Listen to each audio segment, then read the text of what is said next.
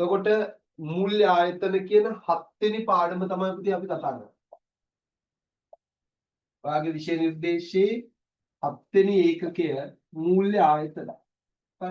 එතකොට මම කිව්වා මේක අපි කතා කරන්නේ නිපුණතා මට්ටම් 7කින්. මූල්‍ය ආයතන කියන පාඩමේ හැදිලා තියෙන ප්‍රධාන වශයෙන් නිපුණතා මට්ටම් 7කින්. එතකොට මේකේ මේ වෙනකොට අපි කතා කරලා තියෙනවා පුතේ මෙන්න මේ මාතෘකා ටික. මේ මුදල් කියන මාතෘකාව කතා කරලා ඉවරයි.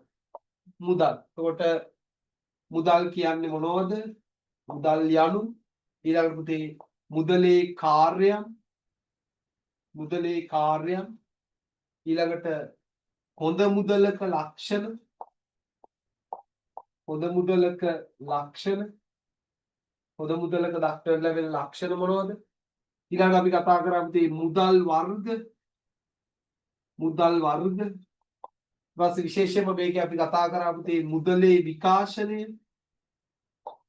විකාශනය මෙන්න මේ කියන මාතෘකාව. මුදල් කියන එක අර්ථ දක්වන තැන ඉඳලා අපි මුදලේ කාර්යයන් ප්‍රධාන වශයෙන් කොටස් 4කින් කතා කරා.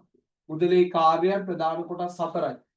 හුවමාරු මාධ්‍යයක් විදිහට වටිනාකම් මැනීමේ මිනුම් දණ්ඩක්, වටිනාකමේ සම්නිධියක්, ඊට පස්සේ විලම්භීත ගෙවුම් මාධ්‍ය. මුදලේ කාර්යයන් උදාහරණ සහිතව කතා කරා. ඊට පස්සේ අපි කතා කරා හොඳ මුදලක ලක්ෂණ විදිහට. හොඳ මුදල්. අපි මුදල් විදිහට පාවිච්චි කරන එක හොඳ මුදලක් වෙන්න නම් ඒ මුදල් වල තියෙන ලක්ෂණ තියෙනවා. අපි කිව්වා ඒකේ වැදගත් එක තමයි මොකද්ද? පොදු පිළිගැනීම. ඒතර පොදු පිළිගැනීමේ ඉඳලා අපි පාවිච්චි කරන මුදල් වල තියෙන ඕනේ හොඳ ලක්ෂණ කතා කරා. ඒ හොඳ ලක්ෂණ වර්තමානයේ අපි පාවිච්චි කරන විවහාර මුදල් වල පුතේ දක්නට ලැබෙනවා. ඒවා අපි කියවා හොඳ මුදලක ලක්ෂණ. ඊට පස්සේ අපි කතා කරා මුදල් වර්ග. විද්‍යුත් මුදල් වර්තමානයේ අපි පාවිච්චි කරන්නේ. ඒකට ඊට කලින් අපි කතා කරා විවහාර මුදල් ගැන. ඊට පස්සේ බැංකු මුදල්, ඊළඟට පුතේ අපි කතා කරා විද්‍යුත් මුදල්. එතන මේ වගේ මුදල් වර්ග, ආසන්න මුදල් වර්ග ගැන උදාහරණ සහිතව මේ රොඩත් ඉගෙනගෙන තියෙනවා. ඊට පස්සේ ඉතින් මුදලේ විකාශනය. වර්තමානයේ අපි පාවිච්චි කරන ඩෙබිට් කාඩ් වලට, ක්‍රෙඩිට් කාඩ් වලට, විද්‍යුත් මුදල් වලට එන්න කලින් අතීතයේ මුදල් බිහි වෙච්ච තැන ඉඳලා අද දක්වා මිනිස්සු මුදල් විදිහට විවිධ දේවල් පාවිච්චි කරගෙන එන්නේ. මිනිස්සු මුලින්ම මුදල් විදිහට පාවිච්චි කරේ මොනවද? ද්‍රව්‍ය මුදල්. ඊට පස්සේ ලෝහ ද්‍රව්‍ය. ඊළඟට ලෝහ කාසි. ඊට පස්සේ අච්චු කාසි වලට ආපු. විවහාර මුදල්. මේ අපි පාවිච්චි කරන කාසියා නෝට්ටු. ඊළඟට බැංකු මුදල්. ඊට පස්සේ විද්‍යුත් මුදල් දක්වා අතීතේ ඉඳලා වර්තමානයේට මුදල් විකාශනය වෙලා තියෙනවා. එතකොට මෙන්න මේ කොටස් ටිකෙන් තමයි අපි මුදල් කියන මාතෘකාව හැදුවේ. එතන මුදල් විතර අය අපි මුදල් පිළිබඳව දැන් කම්ප්ලීට්ලි කතා කරලා තියෙනවා. අද දවසේ මම යන්නේ මේ පාඩමේ වැඩිම කොටසක් ආවරණය කරන මූල්‍ය ආයතන කියන මාතෘකාව කතා කරනවා. අතන මේ පාඩම මුදල් හා මූල්‍ය ආයතන. එතකොට මුදල් කියන පාර්ට් එක මේකේ අපි දැන් කතා කරලා ඉවරයි. දැන් අපිට මෙතනින් එහාට සම්පූර්ණ පාඩම ඉස්සරහට ගෙනියන්න තියෙනවා මූල්‍ය ආයතන කියන එක සම්බන්ධයෙන්. තේරෙනවද? රයිට්. අපි අද බලමු මොනවද මූල්‍ය ආයතන කියන්නේ කියලා. රයිට්. හැමෝම ගාව නිබන්ධනය තියෙනවා. පෙරලා ගන්න නිබන්ධනයේ මූල්‍ය ආයතන කියන මාතෘකාව. මූල්‍ය ආයතන. ඔයාගේ ටියුට් එකේ මූල්‍ය ආයතන කියන කොටස පෙරලා ගන්න. මූල්‍ය ආයතන.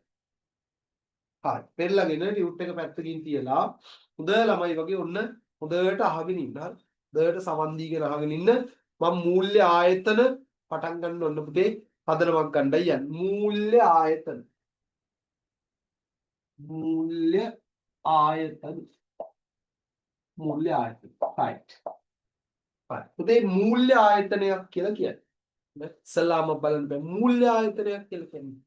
මූල්‍ය ආයතනයක් කියලා කියන්නේ විශේෂයෙන්ම අපේ රටේ බැංකු හා බැංකු නොවන ආයතන වලට තමයි අපි කියන්නේ මූල්‍ය ආයතන කියලා. රටක මූල්‍ය පද්ධතිය කියලා එකක් තියෙනවා. රටක තියෙනවා මොකද්ද? මූල්‍ය පද්ධතිය. ඔන්න බලන්න ඈ. රටක තියෙනවා මූල්‍ය පද්ධතිය කියලා එකක්. මූල්‍ය පද්ධතිය. මොකද්ද මේ පද්ධතියක් කියන්නේ? මොකද්ද පද්ධතියක් කියලා කියන්නේ? මොකද්ද පද්ධතියක් කියන්නේ? සිස්ටම් එකක් කියන්නේ මොකක්ද? මූල්‍ය කතන්දර පැත්තකට දාන්න. ඒ ඔක්කොම මතක කරගන්න.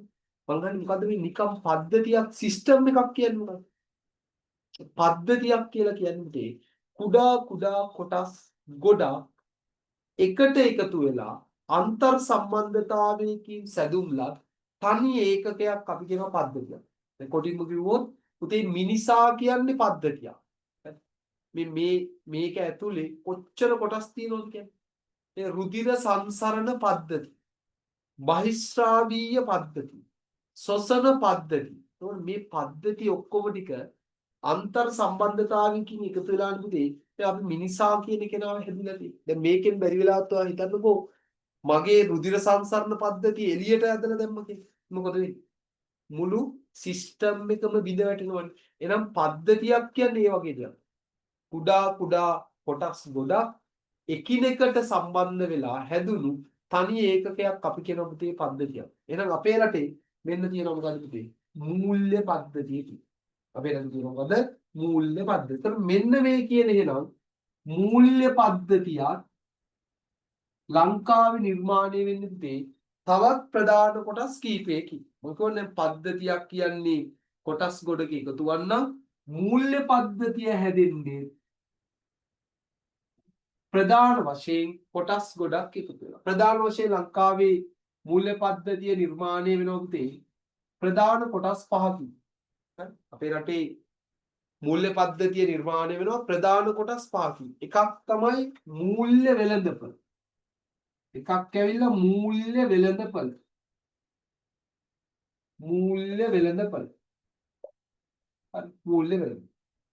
ඊළඟට මූල්‍ය ආයතන. මූල්‍ය ආයතන. උදර තේරුම් ගන්න. මූල්‍ය ආයතන. ඊළඟට මේ මූල්‍ය පද්ධතිය ඇතුලේ තියෙනවා පුතේ මූල්‍ය උපකරණ. මූල්‍ය උපකරණ. මූල්‍ය උපකරණ. ඊට පස්සේ මේක ඇතුලේ තියෙනවා මූල්‍ය යටිතල පහසුකම්. මූල්‍ය යටිතල පහසුකම්. මූල්‍ය යටිතල පහසුකම්. හොඳද? ඊළඟට මේකේ තියෙනවා පුතේ මේ මූල්‍ය පද්ධතිය. රටේ තියෙන මූල්‍ය පද්ධතිය නියාමනය කරන්න. මූල්‍ය පද්ධතියට මඟ පෙන්වන්න වෙනම ආයතන තියෙනවා පුතේ. අපි ඒවට කියනවා නියාමන ආයතන කියලා. නියාමන ආයතන. ඔන්න බලන්න. ඔක සමහරක් අය ඔක පුතේ මූල්‍ය පද්ධතිය ප්‍රධාන කොටස් 6කට බෙදනවා. ඒ 6කට බෙදන්නේ මේ නියාමන ආයතන කොටේ. ලංකාවේ මූල්‍ය පද්ධතියේ ඒක නියාමනය කරන්න මූල්‍ය පද්ධතියට මඟ පෙන්වන ආයතන කොටේ තියෙන වැදගත්ම ආයතනයක් තමයි ශ්‍රී ලංකා මහ බැංකුව. ඕනනම් අපිට එයාව වෙන් කළා තව මූල්‍ය පද්ධතිය එක සංරචකයක් විදිහට පෙන්වන්න පුළුවන්. එහෙම බෙදුවොත් මූල්‍ය පද්ධතිය ප්‍රධාන කොටස් 6කට වර්ග කරන්න පුළුවන්. මොනවද? ශ්‍රී ලංකා මහ බැංකුව. එතකොට මේ තමයි පුතේ අපේ රටේ මූල්‍ය පද්ධතිය කියන්නේ. එතකොට මූල්‍ය පද්ධතිය හැදෙන්නේ මේ කියන කොටස් ටික එකතුයි. මූල්‍ය වෙළඳපොළ, මූල්‍ය ආයතන, ඊළාට මේ වෙළඳපොලේ ගනුදෙනු කරන්න තියෙනවා පුතේ උපකරණ සෙට් එකක්. ඒවා අපි කියනවා මූල්‍ය උපකරණ.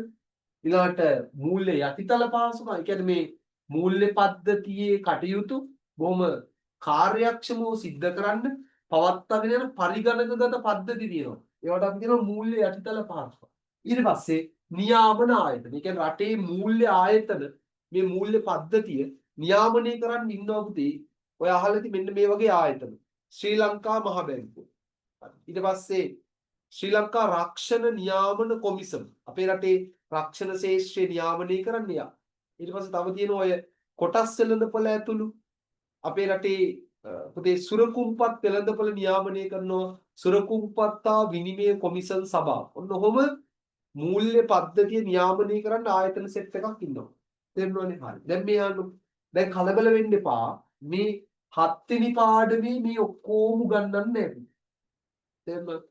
රටේ මූල්‍ය පද්ධතිය පිළිබඳව ඔයාට සුපිරි අවබෝධයක් හම්බෙන්නේ 12 වසරේ 7 වෙනි පාඩමයි 13 වසරේ 15 වෙනි පාඩමයි දෙකම ඉගෙන ගත්තට පස්සේ. මොකද හේතුව 7 වෙනි පාඩමේ උදේ මේ මූල්‍ය පද්ධතිය කියන මේ පද්ධතියට අදාළ කොටස් වලින් අපි 7 වෙනි පාඩමේදී කතා කරන්නේ මෙච්චරයි. මෙන්න මෙයා. මූල්‍ය ආයතන ගැන කතා කරනවා. මෙයාව ඉගෙන ගන්න. මූල්‍ය ආයතන. ඊට පස්සේ මෙයාව කතා කරනවා. මූල්‍ය යටිතල පහසුකම්. ඊළඟට මෙන්න මේ නියාමන ආයතන ගොඩේ තියෙනවා ශ්‍රී ලංකා මහ බැංකුව. එයාව අපි කතා කරනවා. ඔන්න ඔච්චර. අපි මූල්‍ය පද්ධතිය කියන එකෙන් මේ පාඩමෙන් කතා කරන්නේ විතරයි.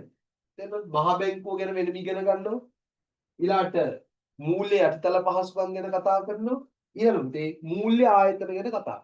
ඔච්චරයි. එතකොට අපි 15 වෙනි පාඩමේදී තමයි මේ මූල්‍ය වෙළඳපොළ ගැන ඉගෙන ගන්න. ඒවා අපි දැන් ඉගෙන ගන්න යන්නේ නේ. හරි. ඊට පස්සේ මේ මූල්‍ය උපකරණ ගැන ඉගෙන ගන්නෙත් 15 වෙනි පාඩම. දැන් එතකොට ඇත්තටම මේ 7 වෙනි පාඩමේ ලොකු අයියා 15 වෙනි පාඩම වෙනවා. මොකද ලොකු කොටසක් ඇත්තටම ආවරණය වෙනවා විශේෂයෙන්ම මූල්‍ය වෙළඳපොළ, මූල්‍ය උපකරණ ඒවා කතා කරන්නේ 15 වෙනි පාඩම. එහෙනම් මේ 7 වෙනි පාඩමේ ලොකු අයියා තමයි 15 වෙනි පාඩම.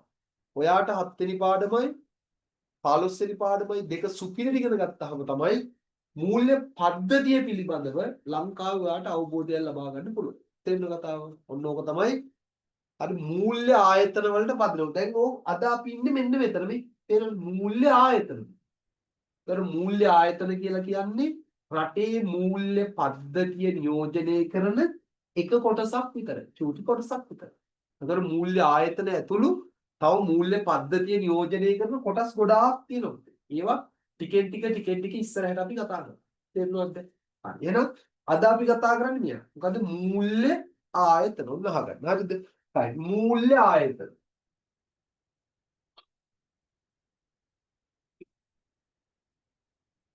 හරි. මේ බා. මූල්‍ය ආයතන. හරි. එහෙනම් රටක මූල්‍ය ආයතන කියලා කියන්නේ මොකද?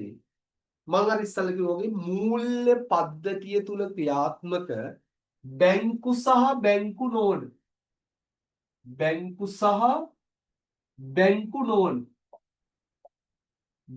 නෝන ආයතන වලට අපි කියනවා අපේ රටේ මොනවද කියලාද මූල්‍ය ආයතන. අපි අර කියපු මූල්‍ය පද්ධතිය තුල ක්‍රියාත්මක වන බැංකු කියලා හඳුන්වන සහ බැංකු නොවන ලෙස හඳුන්වන ආයතන සියල්ල අපි කියන මොනවද මූල්‍ය ආයතන කියලා. එහෙම මූල්‍ය ආයතන වර්ග ගොඩක් බැංකු ලෙස හඳුන්වන මූල්‍ය ආයතන බැංකු නොවන බැංකු කියන නමින් හඳුන්වන්නේ නැති.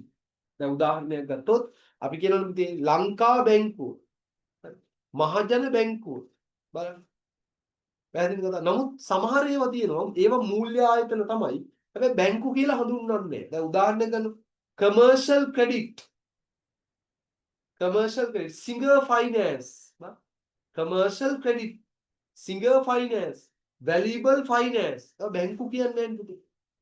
singer මූල්‍ය ආයතන අපි හිතමු. commercial credit මූල්‍ය ආයතන.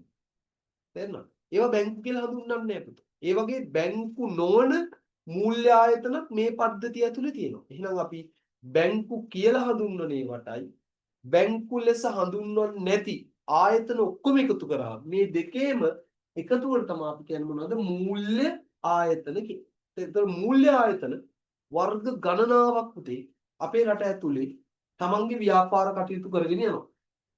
එකී නොකීමකී මූල්‍ය ආයතන වර්ග ගණනාවක් ලංකාව ඇතුලේ ස්ථාපනය කරලා තියෙනවා. අන්නේ සියලු මූල්‍ය ආයතන අපි මේ පාඩමේදී වර්ග කරනවා පුතේ ශ්‍රී ලංකා මහ බැංකු වාර්ෂික වාර්තාව පදනම් කරගෙන ශ්‍රී ලංකා මහ බැංකු වාර්ෂික වාර්තාව නැත්නම් අපි කියන්නේ සෙන්ට්‍රල් බැංක් රිපෝට් එක. කොමස් කරන ළමයි දන්නවා හැම අවුරුද්දකටම සැරයක් මහ බැංකු වාර්තාවක් එළියට දානවා. අප්‍රේල් මාසේ අග වෙනකොට ඊ අදාළ අවුරුද්දට මහ බැංකු වාර්තාවක් මහ බැංකු රිපෝට් එකක් එළියට දානවා. අන්නේ වාර්තාවේ අපේ රටේ මූල්‍ය ආයතන මහ බැංකුව වර්ග කරන ක්‍රමයක් තියෙනවා. ඒ වර්ග කරන ක්‍රමයක් තමයි මේ 7 වෙනි පාඩමේදී අපි මූල්‍ය ආයතන වර්ග කරන්න යන්නේ. එතකොට කවුරු හරි ඔයාගෙන් අහුවොත් ශ්‍රී ලංකාවේ මූල්‍ය ආයතන වර්ග කරන පදනම විදිහට අපි මේ 7 වෙනි පාඩමේදී සලකන්නේ මොකද්ද පුතේ මෙන්න ශ්‍රී ලංකා මහ බැංකු වාර්ෂික වාර්තාව. මහ බැංකු වාර්තා. ඒතර මහ බැංකු වාර්තාව අරගෙන තමයි අපි ඔන්න දැන් අපිට අන්තිමනම තියෙන මහ බැංකු වාර්තාව මොකද්ද? 2027. ඒතර 2024 මහ බැංකු වාර්තාවේ අපි බලනවා මහ බැංකුව මූල්‍ය ආයතන බෙදලා තියෙන්නේ කොහොමද? අන්න ඒක තමයි අපි දැන් ඔයාලට මේ උගන්වන්නේ. දැන් අන්න එතනදි පුතේ හොඳ අවධානයක් යොමු කරන්න ගිය අවුරුද්දේ අයියලා අක්කලාට උගන්වපු වර්ගීකරණයයි දැන් ඔයාට මම උගන්වන වර්ගීකරණය අතර යම් වෙනස්කම් තියෙනවා. ඒ කියන්නේ දැන් 2025 හෙට අනිද්දා විභාගෙ ලියන්න ඉන්න අයියලා අක්කලා ඉන්නවා. උන්ට අපි ඉගෙනුවේ 2023 මහ බැංකු වාර්තා. තේරෙනවද? එතකොට 2023 මහ බැංකු වාර්තාවේ පුතේ මූල්‍ය ආයතන මහ බැංකුව වර්ග කරපු විදිහයි 2024 දැන්ට අන්තිමට ඇවිල්ලා තියෙනවා. මහ බැංකු වාර්තා රිපෝට් එකේ මහ බැංකුව මූල්‍ය ආයතන වර්ගීකරණ කරන ක්‍රමයයි වෙනස්. උන්ට අහන්න. දැන් ඔයතරම ඔයාගේ අතටපත් වෙලා තියෙන ටියුට් එකේ ඒ අප්ඩේට් එක මම කරලා නැහැ. මොකද හේතුව මේ අප්ඩේට් එක මේ ළඟදී ආපු එකක්. දැන් සමහරට ඔයාට ඉස්කෝලේ මම මේ අද උගන්වන අප්ඩේට් එක උගන්වලා නැහැ. ඉස්කෝලේ ඔය පාඩම කරලා තියෙනවනම් මම අද ඉගෙනුවට පස්සේ බලන්න අපේ රටේ මූල්‍ය ආයතන කොහොමද වර්ග කරලා තියෙන්නේ. එතකොට පුතේ මම මේ කියන ක්‍රමයක් එක්ක වෙනසක් තියෙනවනම් ටක් ගාලා ඉස්කෝලේ නෝට් එකත් මම මේ කියන විදිහට හදාගන්න. මේ තමයි ලේටස්ට්ම එක. හරි මේ තමයි අදට තියෙන අප්ඩේට්ම එක.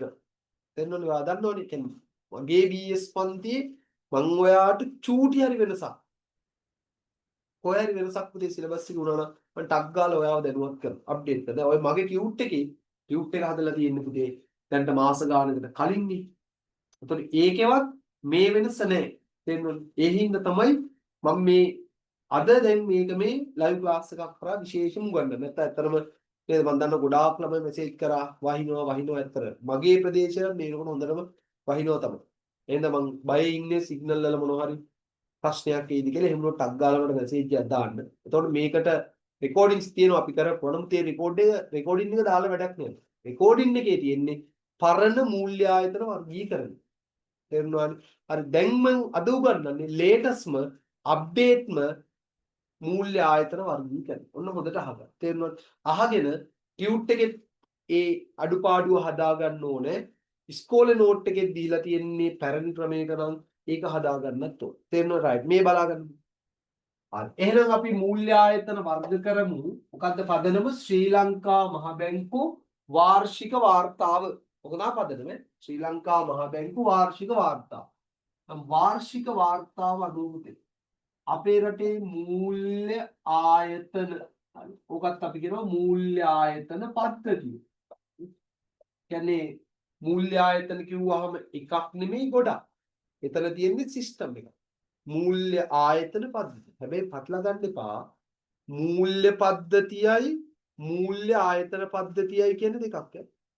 මතකයි? ඉස්සලා මං කිව්ව මොකක්ද අර රවුමක් ඇඳලා මූල්‍ය පද්ධතිය නේ. මෙතන කිව්වේ මූල්‍ය පද්ධතිය. මූල්‍ය පද්ධතිය. මේ බලන්න. ඔය චූටි මොළවලට වැරදෙන තැන් මේ. හරි. නොසලකිල්ල නිසා වරද්ද ගන්න තැන් පුතේ. මේ ඉස්සල්ලා මම මේ රවුම ඇතුලේ දුන්නේ මූල්‍ය පද්ධතිය කොටස් පහකට බෙදලා. හරි. මූල්‍ය පද්ධතිය බෙදුවේ මම. හොඳද? දැන් මම කතා කරන්නේ මූල්‍ය ආයතන පද්ධතිය. මොකද මූල්‍ය පද්ධතියේ තියෙන එක කොටසක් තමයි මූල්‍ය ආයතන පද්ධතිය කියලා කියන්නේ. මූල්‍ය ආයතන පද්ධතිය. එහෙම. දෙකම පද්ධති තමයි ළමයි. මේක විල්ලා මූල්‍ය ආයතන පද්ධතිය මේක මූල්‍ය පද්ධතිය.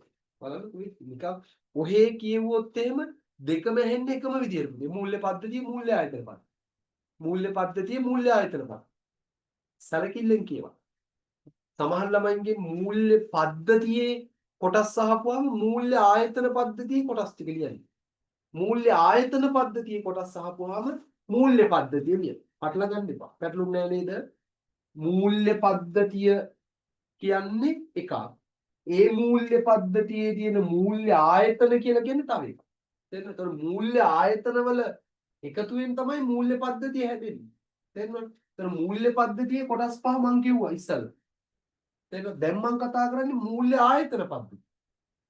තේරුණානේ? උත්තර තේරුණා නේද? right. එහෙනම් ඔන්න අපි යනවා මූල්‍ය ආයතන පද්ධතිය බලන්න. අපේ රටේ මූල්‍ය ආයතන පද්ධතිය. right. දැන් මම කිව්වනේ මේ මූල්‍ය ආයතන වර්ග කරන්නේ අපි මේ පාඩමේදී මොන පදනමෙන්ද පුතේ? ශ්‍රී ලංකා මහ බැංකුව වාර්ෂික වාර්තාව කියන එක පදනම් කරලා. ඒත් දැනට අපිට හම්බෙලා තියෙන අන්තිම මහ බැංකුව වාර්ෂික වාර්තාව මොකක්ද? 2024. තාම 25 රිපෝට් එක ඇවිල්ලා නැහැ. ඒක වෙනකොට තාම මොනවා හරි වෙනස්කම් වෙලා තියෙද්දි දන්නෙත් නැහැ අපි. තේරෙනවද? ඒක ඔයාව රිවිෂන් පන්තියට අපි නොවැම්බර් මාසෙ ඉඳන් රිවිෂන් පන්තිය පටන් ගන්නවා. එතකොට ලබන අවුරුද්දේ අප්‍රේල් තමයි පුතේ 2025 රිපෝට් එක එන්නේ. මේකේ මොන හරි අප්ඩේට් එකක් වුණොත් අපි ආන් ලබන අවුරුද්දේ අප්‍රේල් මාසෙට අග්ගාල විභාගයට යන්න කලින් විභාගය අගෝස්තුනේ විභාගයට යන්න කලින් අය අපි පොඩි අප්ඩේට් එකක් දාගන්නවා. වෙන කරන්න දෙයක් නැහැ එහෙම තමයි. විශේෂ කරන මොකද වෙන්නේ? යාවත් කාලීන වෙනවා. දැන් මේ කතා කරන්නේ අදට තියෙන අප්ඩේට් එක. එහෙනම් 2024 මහ බැංකු වාර්ෂික වාර්තාවට අනුව අපේ රටේ මූල්‍ය ආයතන බෙදනවා පුතේ ප්‍රධාන කොටස් 4කට. ලංකාවේ මූල්‍ය ආයතන අපි බෙදනවා ප්‍රධාන කොටස් 4කට. ප්‍රධාන කොටස් 4කට. ප්‍රධාන කොටස් 4කට. ලංකාවේ මූල්‍ය ආයතන බෙදනවා ප්‍රධාන කොටස් කීයකටද? 4කට. ඔන්න එක බැංකු අංශය බැංකු අංශය පළවෙනි වර්ගීකරණයේ මහ බැංකු වාර්තාවේ තියෙන්නේ බැංකු අංශය. බැංකු අංශය කියන කොටට ලංකාවේ මූල්‍ය ආයතන වැටෙනවා පුතේ 3ක්. බැංකු අංශය කියන කොටට මූල්‍ය ආයතන වැටෙනවා 3ක්. ඒ තමයි මෙන්න මේවා. එක ශ්‍රී ලංකා මහ බැංකුව. ශ්‍රී ලංකා මහ බැංකුව. දෙක බලපත්‍රලාභී වාණිජ්‍ය බැංකු. අපේ රටේ තියෙනවා වාණිජ්‍ය බැංකු කියලා જાතියක්. අපි ඒවා ඉගෙන ගන්න. මේ පාඩමේ ඉගෙන ගන්න තියෙන ටික තමයි දැන් මේ වර්ග කරන්නේ. ඉස්සරහ බලපත්‍රලාභී වාණිජ්‍ය බැංකු. ඊළඟ එක බලපත්‍රලාභී විශේෂිත බැංකු. බලපත්‍රලාභී විශේෂිත බැංකු. ඔන්න. නම් බැංකු කියලා අපේ රටේ නියෝජනය කරන්න කීයද පුතේ? 3 දෙනෙක්. මාත් එක්ක කියන්න. ලංකාවේ බැංකු අංශයේ නියෝජනය කරන මූල්‍ය ආයතන කීයක් තියෙනවද? 3ක් තියෙනවා. ශ්‍රී ලංකා මහ බැංකුව, බලපත්‍රලාභී වාණිජ්‍ය බැංකුව, බලපත්‍රලාභී විශේෂිත බැංකු. තේරුණාද? right. ඊළඟට දෙවෙනි කොටස පුතේ. තැන්පතු බාර ගන්නා අනිකුත් මූල්‍ය ආයතන. තැන්පතු බාර ගන්නා අනිකුත් මූල්‍ය ආයතන. තැන්පතු බාර ගන්නා අනෙකුත් මූල්‍ය ආයතන. ඔන්න දෙවෙනි වර්ගීකරණය. තැන්පතු බාර ගන්නා අනෙකුත් වෙනත් මූල්‍ය ආයතන. මේ මූල්‍ය ආයතන වල තැන්පතු කියන එක දන්නවනේ? මහ ජනතාවගෙන් තැන්පතු. අපි තැන්පතු වර්ග ඉස්සරහට කතා කරනවා. සාමාන්‍ය ඔයයි මායි අපි හැමෝටම තියෙන තැන්පතු වර්ගයන් පුතේ ඉතිරි කිරීමේ තැන්පතු. ඒතකොට මහ ජනතාවගෙන් තැන්පතු රැස් කරන්න පුළුවන් බැංකු තියෙනවා. තැන්පතු රැස් කරන්න බැරි මූල්‍ය ආයතන තියෙනවා. ලංකාවේ හැම මූල්‍ය ආයතනයකටම මහ ජනතාවගෙන් තැන්පතු රැස් කරන්න බෑ පුතේ. ඒක ඔයා මේ පාඩමේදී ඉගෙන ගන්න. එතකොට මෙතන මේ වාණිජ්‍ය බැංකු වලට අපෙන් තැන්පතු එකතු කරන්න පුළුවන්. ඉතිරි කිරීමේ තැන්පතු, ස්ථාවර තැන්පතු, right? විශේෂිත බැංකු වලට අපෙන් තැන්පතු රැස් කරන්න පුළුවන්. එතකොට ඒ දෙන්න ඇරුණාම තැන්පතු බාර ගන්නා අනිකුත් මූල්‍ය ආයතන කියලා ඔන්න සෙට් එකක් තිබුණා. එතන ඉන්නවා පුතේ 4 දෙනෙක්. අන්න ගිය අවුරුද්දේ ළමයිට උගන්නපු නැති ඔයාට උගන්නන ලේටස්ට්ම අප්ඩේට් එකක් මේ මෙතන තියෙනවා. හරි. ගිය අවුරුද්දේ අයියලා අක්කලා ඔක ඉගෙන ගත්තේ මෙතන ඉන්නේ 3 දෙනයි කියලා ඉගෙන ගත්තා. මෙතන ඒගොල්ලෝ ඉගෙන ගත්ත පුතේ 3 දෙනයි කියලා ඉගෙන ගත්තා. කවුද 3 දෙනා? 1 බලපත්‍රලාභී මුදල් සමාගම්. මුදල් සමාගම්. ඒගොල්ලන්ට තමයි අපි කියන්නේ ඔය මූල්‍ය ආයතන කියලා. ෆයිනෑන්ස් කියලා. අර මං කිව්වේ සිංගර් ෆයිනෑන්ස්, වැලියබල් ෆයිනෑන්ස්, ද ෆිනෑන්ස්. තේරෙනවද? ෆයිනෑන්ස් කියලා අවසන් වෙන්නේ පුතේ අන්න මුදල් සමාගම් නැත්නම් බලපත්‍රලාභී මූල්‍ය සමාගම්. මූල්‍ය සමාගම්. ඒගොල්ලෝ එක්කෙන. ඊළඟට ඔන්න පුතේ නව මහ බැංකු වාර්තාවේ අලුතෙන්ම මෙතනට එකතු වෙච්ච කෙනා තමයි බලපත්‍රලාභී පුතේ ශුද්‍ර මූල්‍ය සමාගම්. ශුද්‍ර මූල්‍ය සමාගම්. Micro finance company. ශුද්‍ර මූල්‍ය උගන්නන නේ. දැන් කලබල වෙන්න එපා. මොනවද සර් ශුද්‍ර මූල්‍ය කියලා කියන්නේ? දැන් මේකේ මේ දෙන බැංකු ටික මූල්‍ය ආයතන ටික තමයි දැන් ඔයාලට පාඩමේ ඉස්සරහට ඉගෙන ගන්න තියෙන්නේ. බලපත්‍රලාභී ශුද්‍ර මූල්‍ය සමාගම් micro finance company. Micro finance ශුද්‍ර මූල්‍ය. ඊළඟට තියෙනවා පුතේ මේකේ ඒ දෙන්න කලිනුත් හිටියා සම්පකාර ග්‍රාමීය බැංකු. සම්පකාර ග්‍රාමීය බැංකු. සම්පකාර ග්‍රාමීය බැංකු. හොඳද? ඊළඟට අවසාන තිබුණා එතන සනස අපි කෙටි කරලා සනස කියලා කිව්වට අපි මේක පුළුල් විදිහට කිව්වොත් මොකද පුතේ? සකසුරුවම් හා ණය ගනුදෙනු සම්පකාර සමිති. අපි කෙටියෙන් කියනවා මොකක්ද කියලාද? සනස කියන. අන්න හතර දෙන්න. මේකේ. එතකොට මෙයා ඇවිල්ලා අලුතෙන් එකතු වෙච්ච කෙනා මෙයා. බලපත්‍රලාභී ශුද්‍ර මූල්‍ය සමාගම්. එයා ඇවිල්ලා 2024 මහ බැංකු වාර්තාවේ අලුතෙන් එකතු වෙලා තියෙන කෙනෙක්. අපි කලින් අවුරුදු වල විතර 4 දෙනෙක් හිටියේ නෑ, මෙතන හිටියේ 3 දෙනෙක්. තේරුණා? ඊට පස්සේ ඔන්න දැන් වර්ග දෙකයි. බැංකු අංශය තැන්පතු බාර ගන්න අනිකුත් මූල්‍ය ආයතන තුන්වෙනි වර්ගීකරණයට යනවා පුතේ. විශේෂිත මූල්‍ය ආයතන. විශේෂිත මූල්‍ය ආයතන. විශේෂිත මූල්‍ය ආයතන ඔය විශේෂිත මූල්‍ය ආයතන ගොඩේ කලින් හිටියා 6 දෙනෙක් හිටියා. දැන් එතන ඉන්නේ 5 දෙනෙක්. එතනත් දැන් පොඩි වෙනසක් චේන්ජ් එකක් වෙලා තියෙනවා. කලින් අපි විශේෂිත මූල්‍ය ආයතන වර්ග 6ක් යටතේ කතා කරා. දැන් ඉන්නේ 5 දෙනයි. එකක් තමයි විශේෂිත කල්බදු මූල්‍ය කරන සමාගම්. Leasing company කියමුද? කල්බදු මූල්‍ය කරන සමාගම්. කල්බදු මූල්‍ය කරන සමාගම්. ඊට පස්සේ මෙතන ඉන්නවා ප්‍රාථමික වෙළෙන්දන්. ප්‍රාථමික වෙළෙන්දන්. ඊට පස්සේ කොටස් තැරැව්කාර සමාගම්. කොටස් තැරැව්කාර සමාගම්. කොටස් තැරැව්කාර සමාගම්. ඊට පස්සේ ඉන්නවා පුතේ මෙතන ඒකක භාර. ඒකක භාර. ඊට පස්සේ වෙළඳපළ අතරමැදියන්. වෙළඳපළ අතරමැදියන්. වෙළඳපළ අතරමැදියන්. ඔන්න 5 දෙනෙක්. දැන් ඕවා කලබල වෙන්න එපා. මේකක්වත් තාම ඉගෙනුවේ නැහැ. ඕවා තමයි ඉගෙන ගන්න තියෙන්නේ. ඒකක භාරයක් කියන්නේ මොකක්ද? හරි. වෙළඳපළ අතරමැදියන් කියන්නේ කවුද? කොටස් තැරැව්කාර සමාගම් කියන්නේ මොනවද? අන්න 5 දෙනා. එහෙනම් මේ 5 දෙනාම වැටෙන්න පුතේ විශේෂිත මූල්‍ය ආයතන ගොඩට. එතන ඊළඟ අවසානික 4 ලංකාවේ මූල්‍ය ආයතන වර්ගීකරණය කරන 4වෙනි පදනම පුතේ. අවසානික ගිවිසුම්ගත ඉතිරි කිරීමේ ආයතන. ගිවිසුම්ගත ඉතිරි කිරීමේ ආයතන. ගිවිසුම්ගත ඉතිරි කිරීමේ ආයතන. ඔබ දැන් ඉතින් ඔය 4 තව මේකේ ඉන්නවා ගිවිසුම්ගත ඉතිරි කිරීමේ ආයතන කියලා. අපි පුතේ මෙතන කතා කරනවා 5 දෙනෙක්. ගිවිසුම්ගත ඉතිරි කිරීමේ ආයතන 5ක් තියෙනවා. ඒක මම නෝට් එක දෙනකොට දෙන්නම්. මෙතන ඊටමදි හින්දා ඔය රක්ෂණ සමාගම් අහලා දෙනවා. ලංකාවේ රක්ෂණ සමාගම්, AIA, ශ්‍රී ලංකා ඉන්ෂුරන්ස්, යුනියන් ඇෂුරන්ස් ඒගොල්ලෝ ඉන්නේ මෙතන.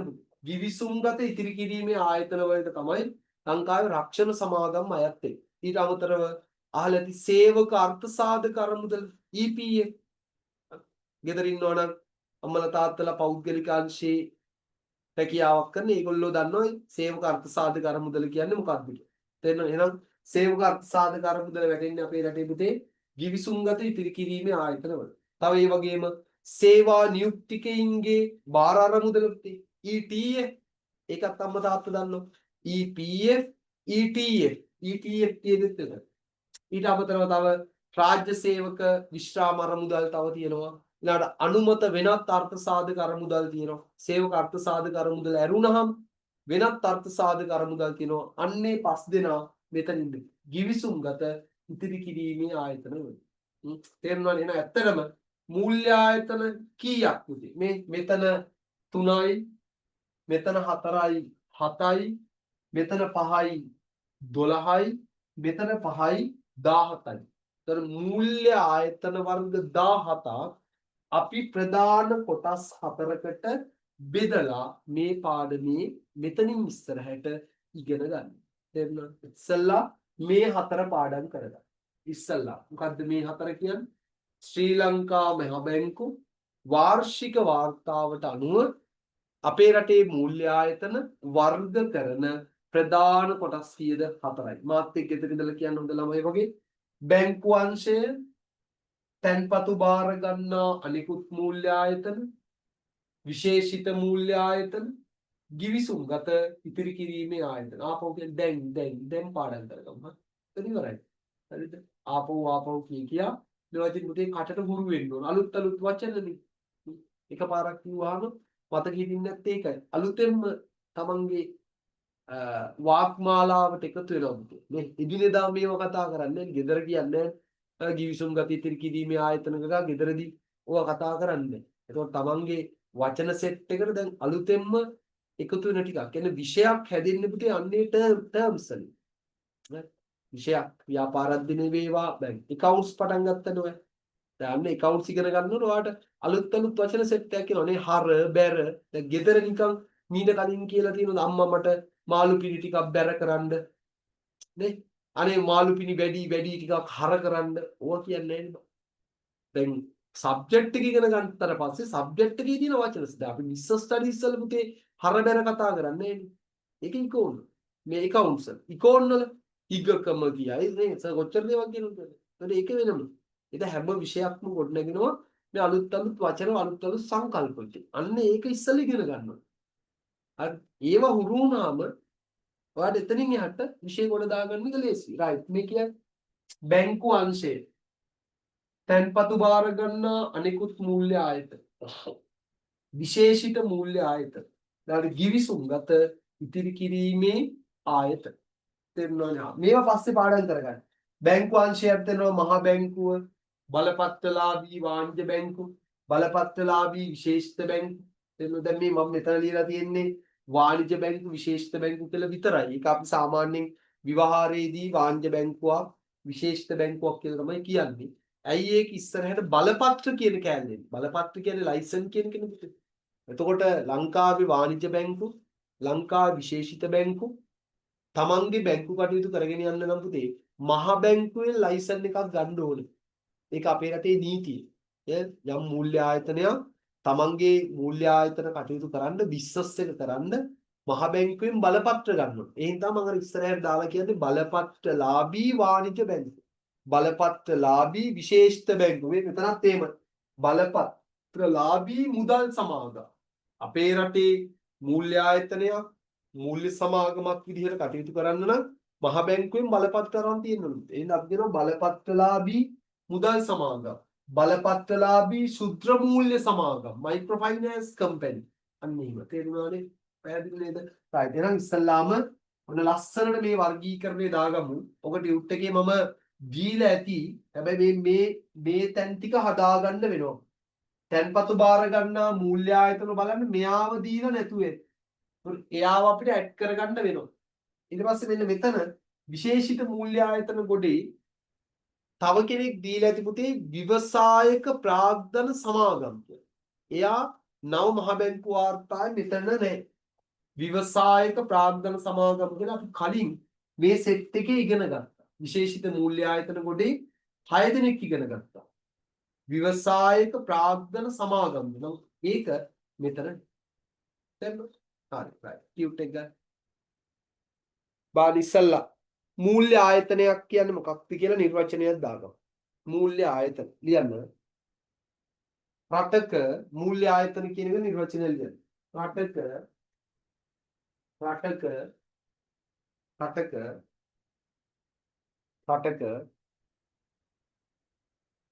මූල්‍ය වෙළඳපොලෙහි රටක මූල්‍ය වෙළඳපොලෙහි රටක මූල්‍ය වෙළඳපොලෙහි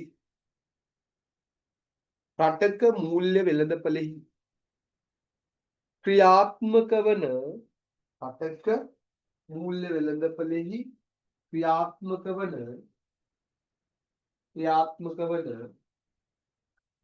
බැංකු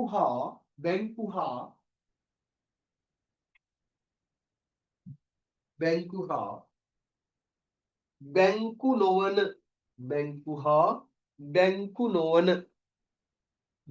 නොවන සියලුම ආයතන බැංකු නොවන සියලුම ආයතන මූල්‍ය ආයතන වේ. සියලුම ආයතන මූල්‍ය ආයතන වේ. සියලුම ආයතන මූල්‍ය ආයතන වේ. right ලස්සනට highlight කරගන්න. රටක මූල්‍ය වෙළඳපොලේ ක්‍රියාත්මක වන බැංකු හා බැංකු නොවන සියලුම ආයතන මූල්‍ය ආයතන වේ. ලස්සනට highlight කරගන්න. බැංකු හා බැංකු නොවන ආයතන මූල්‍ය ආයතන ලෙස හඳුන්වයි. මූල්‍ය ආයතන ලෙස හඳුන්වයි.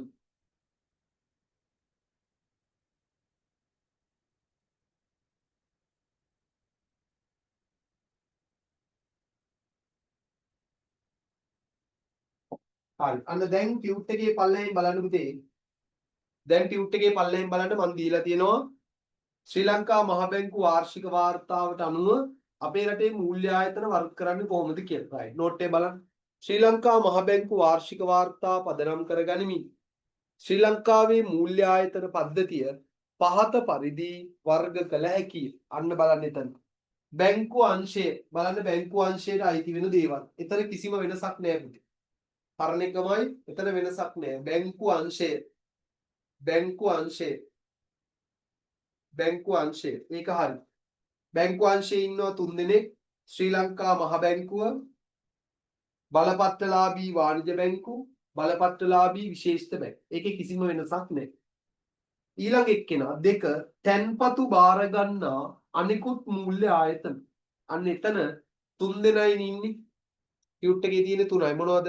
බලපත්‍රලාභී මුදල් සමාගම්, ඊළඟට සම්පකාර ග්‍රාමීය බැංකු, සකසුරුවම්මා ණය ගනුදෙනු සම්පකාර සමිති. අන්න එතනට 4 වෙනියෙක් දාගන්න. එතනට තව එක්කෙනෙක් දාගන්න. ඒ 3 දෙනාට පල්ලෙහින් තව කෙනෙක් දාගන්න. බලපත්‍රලාභී ශුද්‍ර මූල්‍ය සමාගම්. බලපත්‍රලාභී ශුද්‍ර මූල්‍ය සමාගම්. බලපත්‍රලාභී ශුද්‍ර මූල්‍ය සමාගම්. බලපත්‍රලාභී ශුද්‍ර මූල්‍ය සමාගම්. ශුද්‍ර මූල්‍ය සමාගම්. ශුද්‍ර මූල්‍ය සමාගම්. ශුද්‍ර මූල්‍ය සමාගම්. හරිද පුතේ? හරි. එතකොට මෙතනට 4 වෙනියෙක් එනවා. මෙන්න මෙයා එනවා අලුතෙන්. බලපත්‍රලාභී ශුද්‍ර මූල්‍ය සමාගම් 4 දෙනා. තැන්පතු බාර ගන්න අනිකුත් මූල්‍ය ආයතන. ඊට පස්සේ යන්න තුන්වෙනි වර්ගීකරණේ විශේෂිත මූල්‍ය ආයතන. විශේෂිත මූල්‍ය ආයතන. හරි බලන්න විශේෂිත මූල්‍ය ආයතන ගොඩේ ඉන්නවා පුතේ. විශේෂිත කල්බදු මූල්‍ය කරන සමාගම් මෙන්න මෙයා. එයා හරි. එයා ටියුට් එකේ දැන්ටමත් තියෙනවා. බලයලත් ප්‍රාථමික අලෙවිකරුවන් මෙයා හරි. ප්‍රාථමික අලෙවිකරුවන්. ඊට පස්සේ කොටස් තැරැව්කරුවන් මේ කොටස් තැරැව්කරුවන්. ඒකක බාර ඕකේ.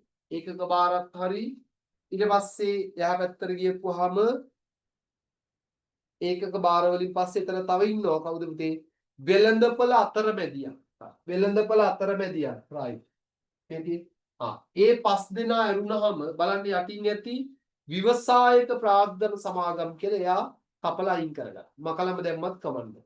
විවසායක ප්‍රාග්ධන සමාගම් අයින් කරගන්න. හරි. ගෙදර ඉඳලා මං කියන දේ පිළිවෙලට කරගෙන යන්න. නැත්තම් පැටලෙන්නේ. හරි ව්‍යවසායික ප්‍රාග්ධන සමාගම් උතනින් අයින් කරගන්න. ව්‍යවසායික ප්‍රාග්ධන සමාගම් අයින් කරන්න. හරිද? ව්‍යවසායික ප්‍රාග්ධන සමාගම් අයින් කරන්න. හරිද? ගැටලු තියෙනවනම් chat එකට දාන්න. right. ඊළඟට හතරවෙනි කෙනා. හතර මෙතන. givisumගත ඉතිරි කිරීමේ ආයතන. හරි වර්ගීකරණයේ හතරවෙනි කොටස.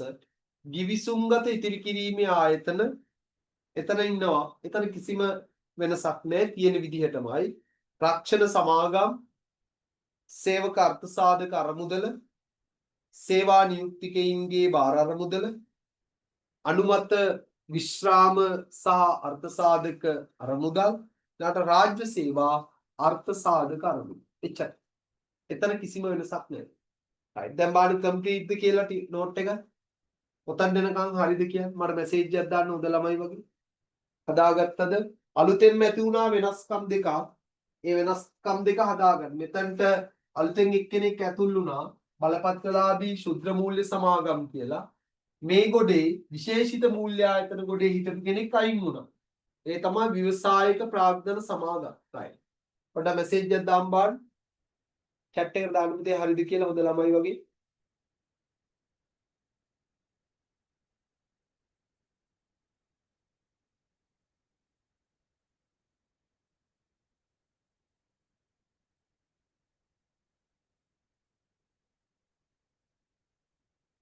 chat එකට දාන්න පුතේ නෝට් එක හදාගත්තා නම් ලස්සනට. මැසේජ් එකක් දාන්න. හරිනේ. right. ඒ හරි. එහෙනම් දැන් ඉතින් ඔතනින් එහාට පුතේ පාඩම ඉස්සරහට යන්නේ මෙන්න මේ කියන මූල්‍ය ආයතන එකින් එකට අපි කතා කරනවා. ඕකේ මහ බැංකුව කියන්නේ වෙනම මාතෘකාවක්. මහ බැංකුව ගැන මෙතන ඇත්තරම ලොකු උගන්වන්නේ නැහැ. මොකද අපිට සිලබස් එකේ මේ 7 වෙනි පාඩමේ තව වෙනම නිපුණතාවයක් තියෙනවා මහ බැංකුව ගැන ඉගෙන ගන්න 3 වෙනි නිපුණතාව. ඒතර අපි මහ බැංකුව ගැන එතන ගොඩාරියක් කතා කරනවා. මහ බැංකුවේ ඉතිහාසයේ ඉඳලා අද දක්වා මහ බැංකුව ගැන පුළුල් විස්තරයක් එතන ඉගෙන ගන්නවා. එහෙනම් මෙතන මේ කොටසේදී මහ බැංකුව ගැන අපි ලොකුට ඉගෙන ගන්නවා. නමුත් අනිත් මූල්‍ය ආයතන පුතේ A to Z මේ පාඩමේදී කතා කරනු නැහැ. එන්න මෙතනින් එහා. පැහැදිලිද? right. හරි. ඊට අමතරව බලන්න. ඊට අමතරව චුට්ටක් පල්ලෙහින් බලන්නකෝ. ශ්‍රී ලංකා මහ බැංකුවේ අධීක්ෂණය අනුව මූල්‍ය ආයතන පහත පරිදි වර්ගය. ඒක ගැන චුට්ටක් අවධානය යොමු කරන්න මේ දැන් මම මෙතන මූල්‍ය ආයතන කොටස් හතරකට බෙදුවේ මොන පදනමින්ද? මෙතන මූල්‍ය ආයතන මෙන්න මේ මහ බැංකු අංශය තැන්පතු බාර ගන්න අනිකුත් මූල්‍ය ආයතන මෙහිම කොටස් හතරකට බෙදුවේ මොකද්ද පදනම? මොකක් පදනම් කරගෙනද? ශ්‍රී ලංකා මහ බැංකු වාර්ෂික වාර්තාව පදනම් කරගෙන. එන මහ බැංකු රිපෝට් එකේ මූල්‍ය ආයතන වර්ග කරලා තියෙන්නේ කොහොමද කියන එක අනුව. හැබැයි සමහර අවුරුදු වල පුතේ ඔය පාස් පේපර් කරනකොට එimhe ඔයාට අහුවෙයි. සමහර අවුරුදු වල අපෙන් අහනවා මෙන්න මෙහෙම ප්‍රශ්න. පහත දී ඇති මූල්‍ය ආයතන අතරේ මහ බැංකුව අධීක්ෂණය නොකරන මූල්‍ය ආයතනයක් වන්නේ. ආම්බාරිද මේ කොටසින් මේකට උත්තරේ හොයන්න බෑ. මොකද මෙතන දීලා තියෙන්නේ මහ බැංකු වාර්තාව අනුව කොහොමද මූල්‍ය ආයතන වර්ග කරන්නේ. නමුත් අපේ රටේ මේ මූල්‍ය ආයතන ටිකම පුතේ මෙතන තියෙන මේ මූල්‍ය ආයතන ටිකම නැවත බෙදන්න පුළුවන් ප්‍රධාන කොටස් දෙකකට. එකක් මහ බැංකුව අධීක්ෂණය කරන මූල්‍ය ආයතන අනිත් පැත්තේ මහ බැංකුව අධීක්ෂණය නොකරන මූල්‍ය ආයතන. මම කියන්නේ තේරෙනවද? මම ඔය දීලා තියෙන තව පදනමක් දීලා තියෙනවා. හරි හැබැයි ඔය අධීක්ෂණය කරන සහ අධීක්ෂණය නොකරන කියන පදනම ටීචර් ගයිඩ් එකේ නෑ පුතේ. හරි. සිලබස් එකේ ටීචර් ගයිඩ් එකේ ඉගෙන ගන්න තියෙන ඔයාට මේක විතරයි. මහ බැංකු වාර්ෂික වාර්තාව අනුව මූල්‍ය ආයතන වර්ගය කරන්නේ කොහොමද? එච්චරයි ඔයාට ටීචර් ගයිඩ් එකේ තියෙන්නේ. නමුත් පාස් පේපර් අරන් බලපුවාම සමහර අවුරුදු වල අහලා තියෙන ප්‍රශ්න වලට උත්තර දෙන්න මේ පදනම විතරක් හරියන්නේ. ආන්ගේ හින්දා මම ඔයාට තව පදනමක් ඔතන දාලා තියෙනවා. මොකද්ද ඒ පදනම? ශ්‍රී ලංකා මහ බැංකුවේ අධීක්ෂණය අනුව මූල්‍ය ආයතන පහත පරිදි වර්ග කෙරේ. ඒ කියන්නේ ප්‍රධාන කොටස් දෙකයි. මේ සමහර මූල්‍ය ආයතන තියෙනවා ඒවා ඍජුව මහ බැංකුව අධීක්ෂණය කරනවා. නමුත් මෙතන තියෙන සමහර මූල්‍ය ආයතන තියෙනවා ඒවා මහ බැංකුව අධීක්ෂණය කරන්නේ නැහැ. හරි උදාහරණයක් ගත්තොත් රක්ෂණ සමාගම් ලංකාවේ රක්ෂණ සමාගම් මහ බැංකුව අධීක්ෂණය කරන්නේ නැහැ. එතකොට දැන් ඔයාට හිතේ එතකොට මේවා කවුරුත් අධීක්ෂණය කරන්නේ නැත්නම් මාර ප්‍රශ්නයක්. ඒ කියන්නේ ඒගොල්ලන්ට ඕන විදියට කරගෙන යන්න පුළුවන් නෑ. එහෙම එකක් නෑ. මහ බැංකුව අධීක්ෂණය නොකරට ලංකාවේ රක්ෂණ ආයතන අධීක්ෂණය කරන්න වෙනම ආයතනයක් ස්ථාපනය කළා නේද? ඒ කවුද? ශ්‍රී ලංකා රක්ෂණ නියාමන කොමිසම. ඒගොල්ලෝ ඉන්නෝ ඒක. ඒ හින්දායි මහ බැංකුව ඒක අධීක්ෂණය කරන්නේ නැත්තේ. ශ්‍රී ලංකා රක්ෂණ නියාමන කොමිසම. රක්ෂණ නියාමන කොමිසමේ ප්‍රධාන කාර්යය මොකද්ද? මහ බැංකුවේ ලංකාවේ රක්ෂණ සමාගම් අධීක්ෂණය කරනවා. ඊට පස්සේ උතන තියෙනවා මෙන්න මෙයා සනස සම්පකාර ග්‍රාමීය බැංකු. උතේ මහ බැංකුව අධීක්ෂණය කරන්නේ ඕන්නේ ඇයි හේතුව?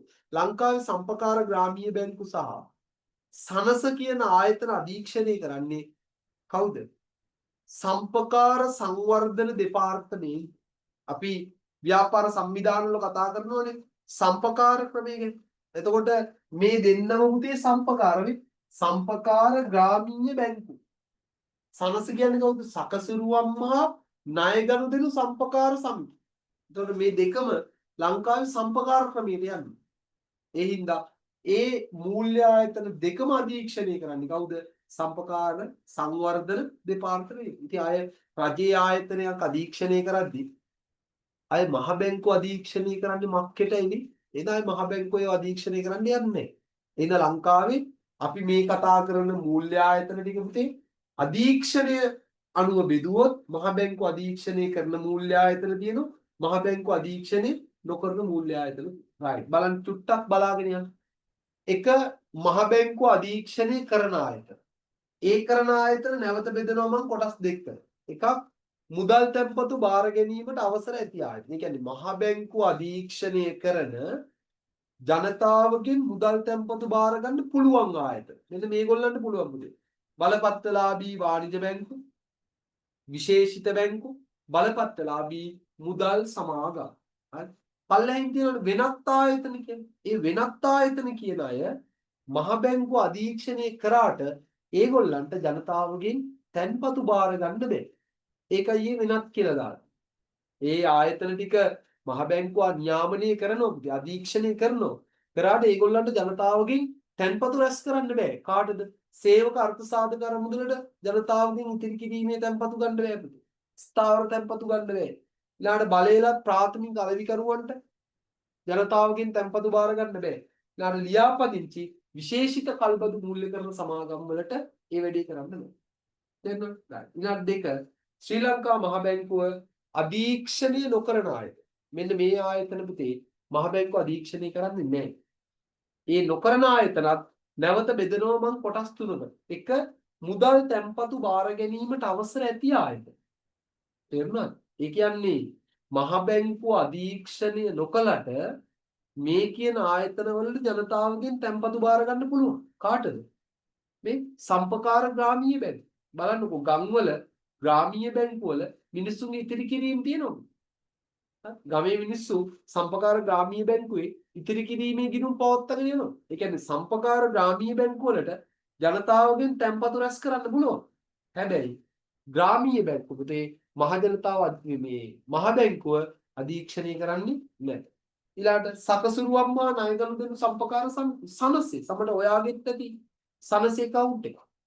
අම්මගේ අප්පච්චිගෙත් ඇති ගමේ සනසේ ගිණුමක් තිබුණා. ඒ කියන්නේ සනසටත් මිනිස්සුන්ගෙන් තැන්පතු බාර ගන්න පුළුවන්. හැබැයි සනසත් මහ බැංකුව අධීක්ෂණය කරන්නේ. ඊළඟට ගිවිසුම්ගත ඉතිරි කිරීමේ ආයතන. ඒ කියන්නේ ඒගොල්ලොන්ට තැන්පතු බාර ගන්න බෑ ඉතින්. අනුමත විශ්‍රාම සහ අර්ථ සාධක අරමුදල්, සේවා නියුක්තිකයින්ගේ බාර අරමුදල්, ඊළඟ රක්ෂණ සමාගම්. ඊළඟට තුන්වෙනි කොට වෙනත් විශේෂිත මූල්‍ය ආයතන. ඔන්න ඔතන පොඩ්ඩක් බලන්න පුතේ පොඩි ටයිප් කරනකොට පොඩ්ඩක් වැරදිලා ඇති. ටයිපින් එරර් එකක් ඇති. වෙනත් විශේෂිත මූල්‍ය ආයතනවල ඒ කියලා තියනවා නේද? ඒ කියලා තියෙනවා නේද මෙන්න මෙහෙම එකක්. වාණිජ බැංකු කියලානේ තියෙන්නේ පුතේ ඒක. ඒ වාණිජ බැංකු කියන වචනේ වැරදි. ඒක හදාගන්න වාණිජ නෙමෙයි ඒකෙන්න ඕන වණික් බැංකු වණික් වණික් වයන්න ලියන්න අල් කයන්න වණික් බැංකු වණික් බැංකු හදාගන්න වණික් කොතනද හදාගන්නේ දැන් කොහෙද හදන්නේ ඔය අන්තිමටම යටම රෝමි ලක්කම් 3 තියෙන්නේ රෝමි ලක්කම් 3 තියෙනවනේ වෙනත් විශේෂිත මූල්‍ය ආයතනකින් අන්න එතන වැරදිලා තියෙන්නේ වාණිජ බැංකු කිය. වාණිජ නෙමෙයි වණික් වෙන්න ඕන. වණික් ඔය වණික් බැංකු වලටම තව නමක් කියන ඕන ඇලීරක් ගහලා ලියන්න පුතේ. ව්‍යාපාරික බැංකු කියලා කියනවා. ව්‍යාපාරික බැංකු. වණික් බැංකු එහෙම නැත්නම් ව්‍යාපාරික බැංකු. වණික් බැංකු නැත්නම් අපි කියනවා ව්‍යාපාරික බැංකු කියලා කියනවා. වණික් බැංකු එහෙම නැත්නම් ව්‍යාපාරික බැංකු. වණික් බැංකු එහෙම නැත්නම් ව්‍යාපාරික බැංකු. right. හරි එච්චරයි. ඉතුරුව හරි. හරි. දැන් ඔන්න මූල්‍ය ආයතන වර්ගීකරණය හරි. මූල්‍ය ආයතන වර්ගීකරණය කරා දැන් ඔය වර්ග කරපු මෙන්න මේ ලිස්ට් එක අනුව මෙතනින් එහාට පුතේ අපි මූල්‍ය ආයතන එකින් එක කතා කරගෙන යනවා. හරි right. ගන්න මුලින්ම ටියුට් එක ගන්න. ටියුට් එකේ තියෙනවා බලන්න එක් වර්ගයට අයත් මූල්‍ය ආයතන නිදසුන් සහිතව පැහැදිලි කිරීම හා එම මූල්‍ය ආයතන ව්‍යාපාරවල ක්‍රියාකාරීත්වයට දායක වන ආකාරය. මාතෘකා. right. මුලින්ම එක බැංකු අංශය කියලා ඇති බලන්න මාතෘකා. බැංකු අංශය. බැංකු අංශයට පහත සඳහන් මූල්‍ය ආයතන අයත් වේ. ලියන්න. ශ්‍රී ලංකා මහ බැංකුව ශ්‍රී ලංකා මහ බැංකුව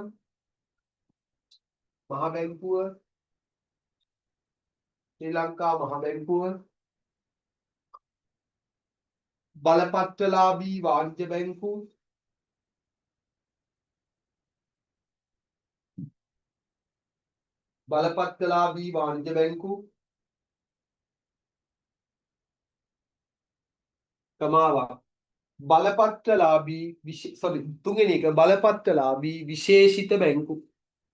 බලපත්‍රලාභී විශේෂිත බැංකු වාණිජ බැංකු බලපත්‍රලාභී විශේෂිත බැංකු තුන්වෙනි විශේෂිත බැංකු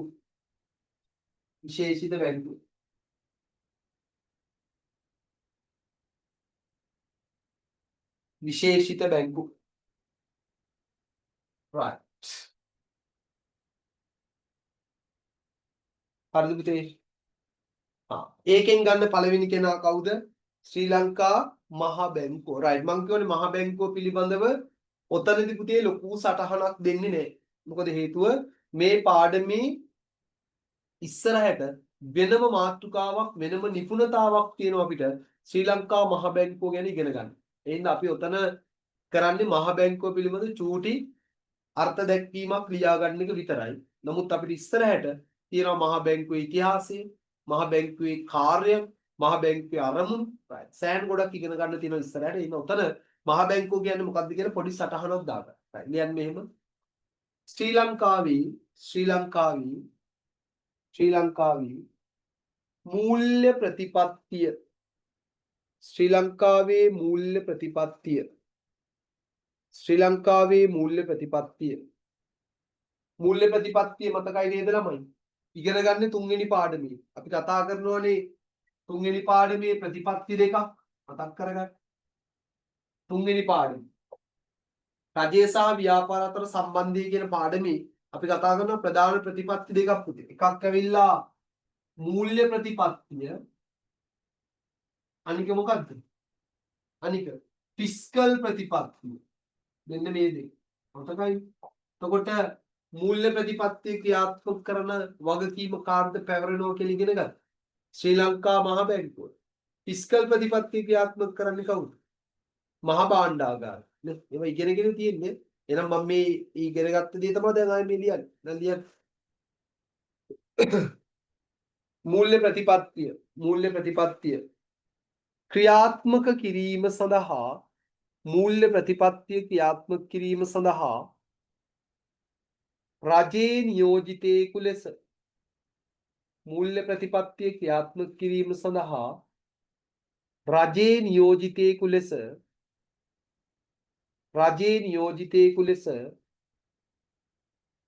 රජයේ නියෝජිතයෙකු ලෙස ක්‍රියා කරන රජයේ නියෝජිතයෙකු ලෙස ක්‍රියා කරන කේන්ද්‍රීය ආයතනයයි කේන්ද්‍රීය කියන්නේ ප්‍රධාන කියන එක. රජයේ නියෝජිතයෙකු ලෙස ක්‍රියා කරන කේන්ද්‍රීය ආයතනයයි ක්‍රියා කරන කේන්ද්‍රීය ආයතනය ශ්‍රී ලංකා මහ බැංකුවයි.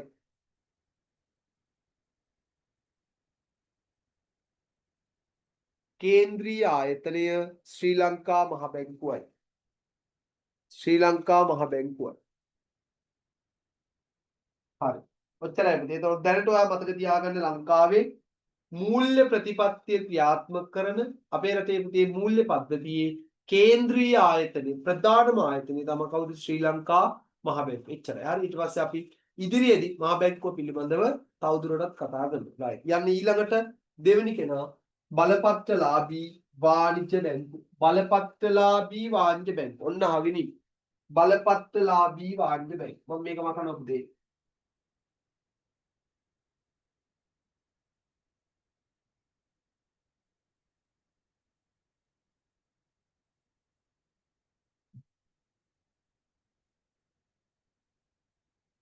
right. පුතේ ලංකාවේ ඔය අපි ලියාගත්ත මූල්‍ය ආයතන අතරින් මූල්‍ය ආයතන 17ක් විතර අපි ලියාගත්තනේ. ඔය මූල්‍ය ආයතන අතරින් බලපත්‍රලාභී වාණිජ්‍ය බැංකුවකට බලපත්‍රලාභී වාණිජ්‍ය බැංකුවකට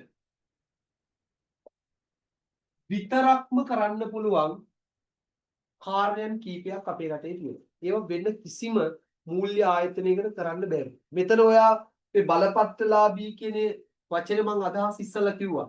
දැන් ඕක අපි මේ සාමාන්‍ය වාණිජ්‍ය බැංකුවක් කිව්වත් වැරදි නෑ හොඳේ. වාණිජ්‍ය බැංකුවක් කිව්වත් එකයි. නමුත් අපි අර බලපත්‍රලාභී කියන කෑල්ල දානවා කිව්වේ ඇයි පුතේ? ලංකාවේ වාණිජ්‍ය බැංකුව ව්‍යාපාර කටයුතු කරන්න ශ්‍රී ලංකා මහ බැංකුවෙන් බලපත්‍රයක් ගන්නවා. අන්න අපි කියනවා බලපත්‍රලාභී වාණිජ්‍ය බැංකුව. හරි. මේක ගැන වැඩි ගැටලු තියාගන්න එපා. ඉතින් ව්‍යවහාරයේදී වාණිජ්‍ය බැංකුවක් කිව්වත් එකයි. හොඳද? right. ඒක බලපත්‍රලාභී වාණිජ්‍ය බැංකුවකටම විතරක් අපේ රටේ කරන්න පුළුවන් දේවල් කීපයක් තියෙනවා. ආන් මේ දේවල් ටික දාලා තමයි උතේ අපි මෙතන මේ නිර්වචනය හදන්නේ. ඒ හින්දා ඔයා ඒ කරන්න පුළුවන් දේවල් ටික විතරක් ඔලුවට ගන්න. ඊට පස්සේ ඔයාට නිර්වචනයක් නිර්මාණය කරගන්න පුළුවන්. මේ බලපත්‍රලාභී වාණිජ්‍ය බැංකුවට විතරක්ම අපේ රටේ කරන්න පුළුවන් එක දෙයක් තමයි උතේ ජංගම ගිණුම් පවත්වාගෙන යාම. ජංගම ගිණුම් පවත්වාගෙන යාම. ඔන්න එක. ජංගම ගිණුම්. තාම කලබල වෙන්න එපා. මොනවද සර් මේ ජංගම ගිණුම් කියලා කියන්නේ කියලා.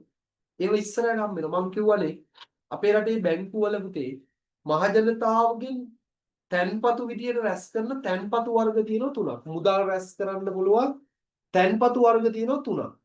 නිකන් අහලා තියෙනවද කියන එක විතරක් මතක තියාගන්න. ඉතින් අහලා නැත්තම් ඔහොම මතක කරලා දාන්න ඉස්සරහට ඉගෙන ගන්න තියෙනවා. මේ අහලා තියෙනවද බලන්න මෙන්න මේවා. ඉතිරි කිරීමේ තැන්පත්. ඉතිරි කිරීමේ තැන්පත්. ඒවට තමයි ළමයි saving accounts කියලා කියන්නේ. saving account. ඉතිරි කිරීමේ තැන්පත්. ගොඩාක් අයට ඕක තියෙනවා. ලංකාවේ. ඔයාටත් ඇති. අම්මා තාත්තා හරි දාලා දුන්නේ ඉතිරි කිරීමේ තැන්පතුවක් ඇති. ඊළඟ එක ස්ථාවර තැන්පතු. ස්ථාවර තැන්පත්. ඔයාට අපි කියනවා FD fixed deposit. fixed deposit ස්ථාවර තැන්පතුවක්. ඊළඟ තැන්පතු වර්ගය තමයි පුතේ මෙන්න මෙයා. ජංගම ගිණුම් හෙවා ඉල්ලුම් තැන්පතු. ඔයාට අපි කියනවා පුතේ current accounts ඉල්ලුම් තැන්පතු. ජංගම ගිණුම්. හැබැයි ඉල්ලුම් තැන්පතු ලංකාවේ බහුතරයක් අයට නැහැ.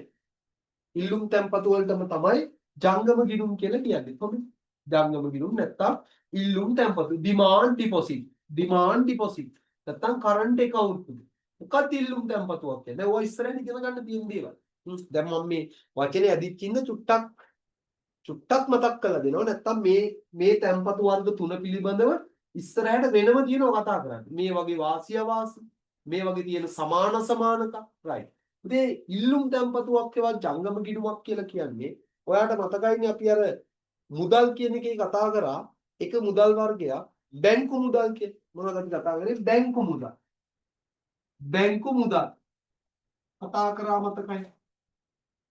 අපි කතා කරා මුදලේ විකාශනය සහ මුදල් වර්ගවල කතා කරා විවහාර මුදල්, විද්‍යුත් මුදල්, බැංකු මුදල්. නේද? මොනවද බැංකු මුදල් කියලා කිව්වේ?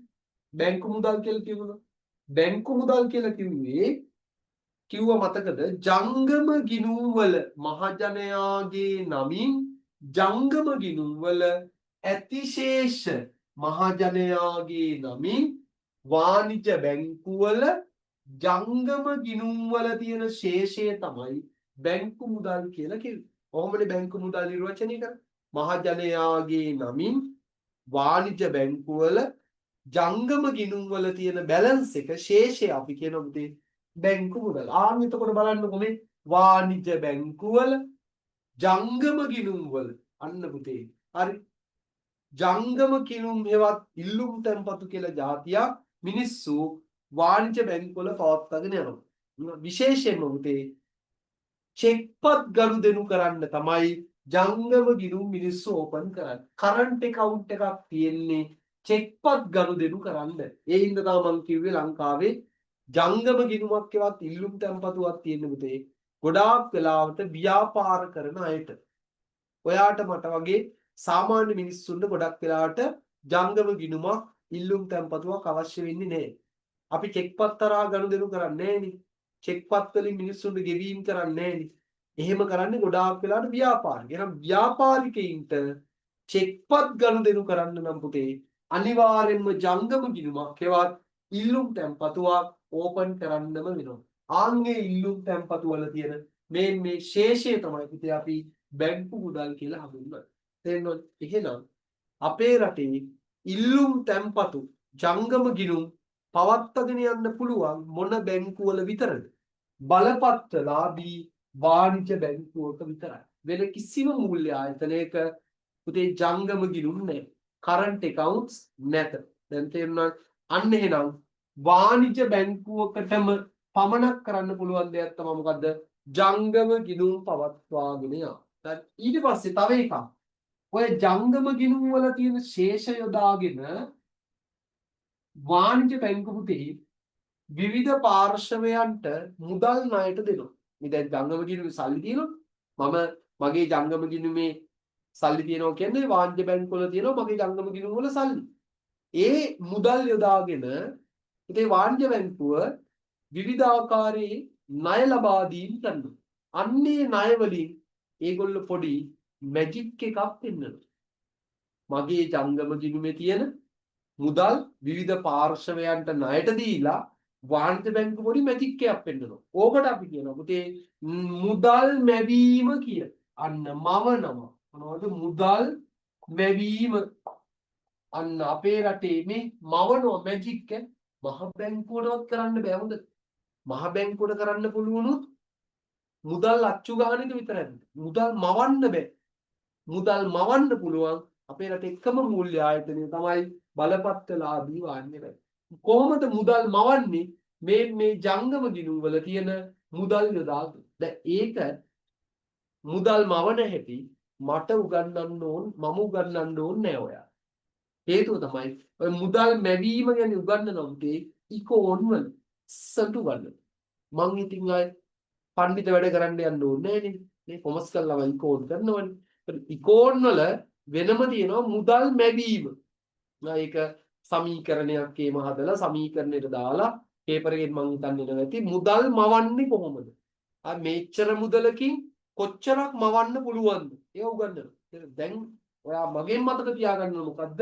මේ ජංගම ගිණුම් වල තියෙන සල්ලි යොදාගෙන ඒවා ණයට දීලා පුතේ වාණිජ බැංකුව ආර්ථිකය ඇතුලේ මුදල් මවනවා. එහෙනම් මුදල් මවන්න පුළුවනුත් අපේ රටේ කාටද? ජංගම වාණිජ බැංකුව වලට විතරයි. ඊළඟ තව එකක් තියෙනවා. වාණිජ බැංකුව වලට විතරක් විශේෂයෙන් කරන්න පුළුවන් එකක් තමයි විදේශ විනිමය ගනුදෙනු. විදේශ විනිමය ගනුදෙනු. විදේශ විනිමය කියලා කියන්නේ මොනවද? මොනවද මේ විදේශ විනිමය? විදේශ විනිමය කියන්නේ පැතියෝ විදේශ මුදල්. ඒතර විදේශ මුදලින් ගනුදෙනු කරන්නේ. ඒ කියන්නේ මංගාව රුපියල් තියෙනවා නම් මට පුතේ ඩොලර් ඕන නම් මම කොහටද යන්න ඕන? මම යන්න ඕන වාණිජ බැංකුවට. ගිහිල්ලා මල් ළඟ තියෙන රුපියල් ටික වාණිජ බැංකුවට දීලා වාණිජ බැංකුව වලින් ඊට සරලව විදේශ මුදල් මට මිලදී ගන්න පුළුවන්. මංගාව විදේශ මුදල් තියෙනවා කියලා හිතන්නකෝ. මම පිට රටේ ඉඳලා ආවා මල් ළඟ තියෙනවා ඩොලර් ටිකක්. හැබැයි දැන් රට ඇතුලේ වියදම් කරන්න පුතේ මට ඩොලර් හරියන්නේ නැහැ. මම ඒවා රුපියල් කරන්න එපේ. අන්න එනම් මංගාව තියෙන ඩොලර් ටික පුතේ වාණිජ බැංකුව වලට දීලා වාණිජ බැංකුව වලින් මං ගන්නව මොනවද? අන්න එනම් අපි ළඟ තියෙන රුපියල් ඩොලර් කරන වැඩි අපි ළඟ තියෙන ඩොලර් රුපියල් කරන වැඩි කවුද කරන්නේ? වාණිජ බැංකුව. එහෙනම් අපි කියනවා වාණිජ බැංකුවේ විදේශ මුදල් විකිණීම මිලදී ගැනීම කරනවා. වාණිජ බැංකුව වල පුළුවන් විදේශ විනිමය විදේශ මුදල් විකුණන්න පුළුවන්. ඒ වගේම වෙන පාර්ශව ගාව තියෙන විදේශ මුදල් මිලදී ගන්න පුළුවන්. ඒකට අපි කියනවා විදේශ විනිමය ගනුදෙනුනේ. ගනුදෙනු ගන්නව දෙනවා. විදේශ විනිමය විදේශ මුදල් ගන්නව අවශ්‍ය පාර්ශවයන්ට දෙනවා. ගන්නව අවශ්‍ය පාර්ශවයන්ට දෙනවා. විශේෂයෙන්ම මේවා ආනයන අපනයන වලදී මේක වැදගත්. මට භාණ්ඩ ආනයනය කරන්න මට විදේශ මුදල් ඕන. ඒතර මම රුපියල් දීලා ඩොලර් ගන්නවා. මම අපනයන කරුවෙක් නා. මට ලැබෙන්නේ විදේශ මුදලින්. ආදායම මං ඒව රුපියල් කරගන්න ඕන. අන්න ඔය විදේශ විනිමය විකිණීම සහ විදේශ විනිමය මිලදී ගැනීම වැඩේ පුතේ වාණිජ බැංකුවක් අපේ රටේ කරනවා. ඒ හින්දා අපි කියනවා වාණිජ බැංකුව වල තවත් කාර්යයක් තමයි මොකද්ද? විදේශ විනිමය ගනුදෙනු වල නියැලෙනවා. ඉතින් මේ තුන දාලා තමයි පුතේ ලස්සන නිර්වචනයක් වාණිජ බැංකුව වලට අපි නිර්මාණය කරන්නේ. ලියන්න මාතෘකාව බලන්න බලපත්‍රලාභී වාණිජ බැංකුව ලියන්න. ජංගම ගිණුම්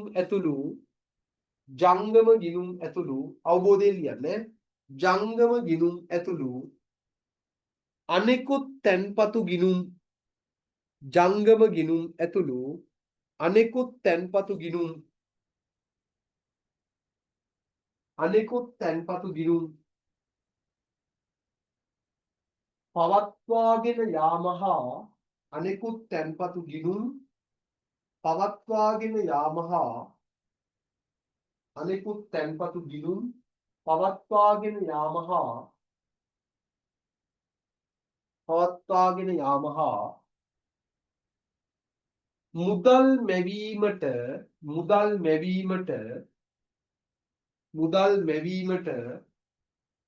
මුදල් මැවීමට හැකියාව ඇති මුදල් මැවීමට හැකියාව ඇති මුදල් මැවීමට හැකියාව ඇති මුදල් මැවීමට හැකියාව ඇති තමාවක් විදේශ විනිමය ගනුදෙනු වල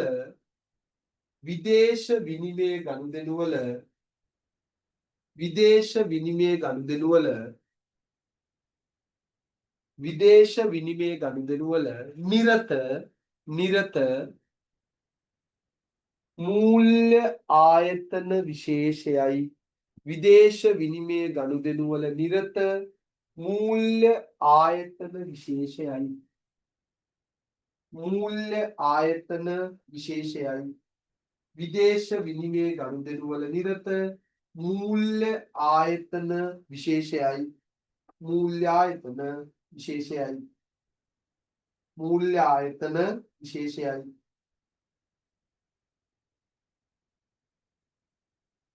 right හරි පැහැදිලි. ඉතින් මේ ප්‍රධාන කාර්යයන් ටික මතක තියාගන්න.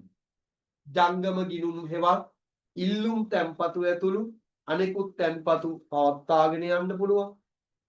උදේ මුදල් මැවීමේ කාර්ය සිදු කරන විදේශ විනිමය ගනුදෙනු වල නිරත මූල්‍ය ආයතන විශේෂය අපි හඳුන්වනවා මොනවද කියලාද? බලපත්‍රලාභී වාණිජ බැංකු කියලා. පැහැදිලිද? යටින් කියනවා බලන්න.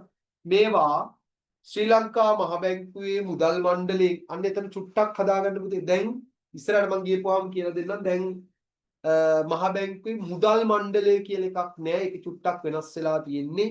ඔයා එතන හදාගන්න ශ්‍රී ලංකා මහ බැංකුවේ පාලක මණ්ඩලයෙන් කියලා හදන්න. පාලක මණ්ඩලයෙන්. මහ බැංකුවේ පාලක මණ්ඩලයෙන්. පාලක මණ්ඩලය. දැන් මුදල් මණ්ඩලය කියලා එකක් නෑ. මහ බැංකුව ගැන උගන්වනකොට කියලා දෙන්න.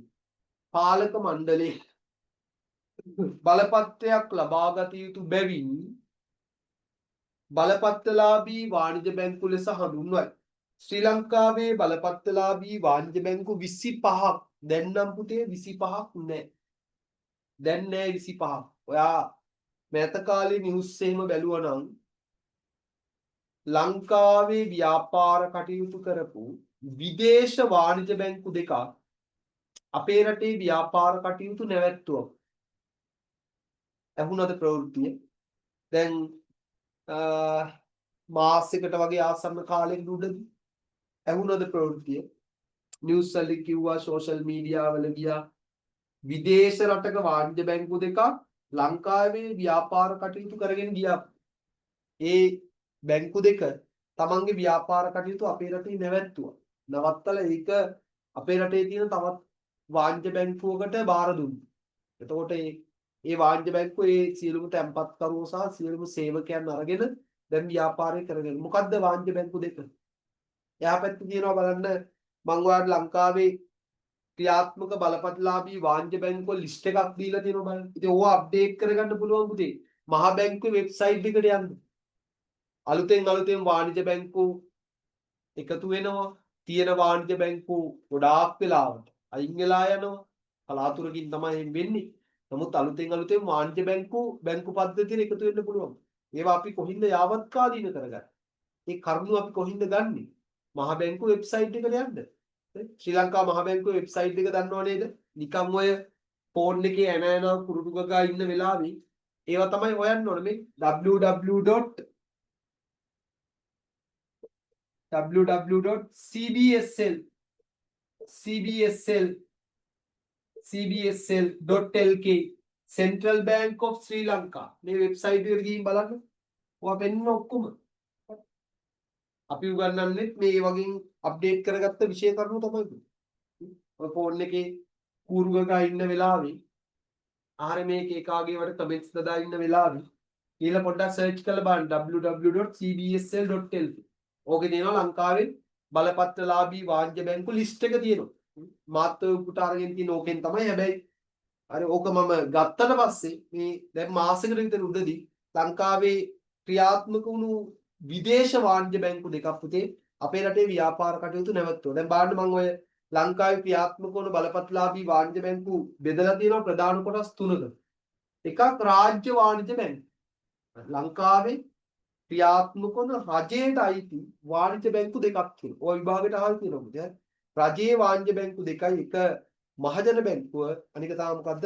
ලංකා බැංකුව. මහජන බැංකුව, ලංකා බැංකුව. ඊළඟට පෞද්ගලික වාණිජ බැංකු තියෙනවා. පෞද්ගලික වාණිජ බැංකු කොටස් දෙකකට බෙදෙනවා. එකක් දේශීය වාණිජ බැංකු, අනික විදේශ වාණිජ බැංකු. එතකොට විදේශයි කියන්නේ පුතේ ඒගොල්ලොන්ගේ මව් රට වෙන රටක්. බැංකුවේ අයිතිය තියෙන වෙන රටකට. නමුත් ඒගොල්ලෝ ලංකාවේ ඇවිල්ලා මෙහි ව්‍යාපාර කටයුතු කරනවා. ඒවා තමයි අපි කියන්නේ විදේශ වාණිජ බැංකු. බලන්න ලංකාවේ අපේම රටේ වාණිජ බැංකු මොනවද කියලා අපිට අයිති. අපේ රටට අයිති වාණිජ බැංකු ටික මොනවද? අමානා බැංකු, Amana bank, Cargills bank, commercial bank, DFCC, DFCC, Hatton national bank, Hatton national කියන්නේ HNB, HNB. ඊළාට nation trust bank, nation trust NTB. ඔය අපි එහෙමනේ දන්නේ. අපි දන්නේ එහෙමනේ. NTB, NDB, එහෙමනේ. NTB, nation trust bank. ඊළාට පෑන් ඒෂියා බැංක්, සම්පත් බැංකුව, සෙලාන් බැංකුව, ඊළාට යුනියන් බැංක්, යුනියන් බැංක්. හරි. විදේශ වාණිජ බැංකු ටික බලන්න. විදේශ වාණිජ බැංකු.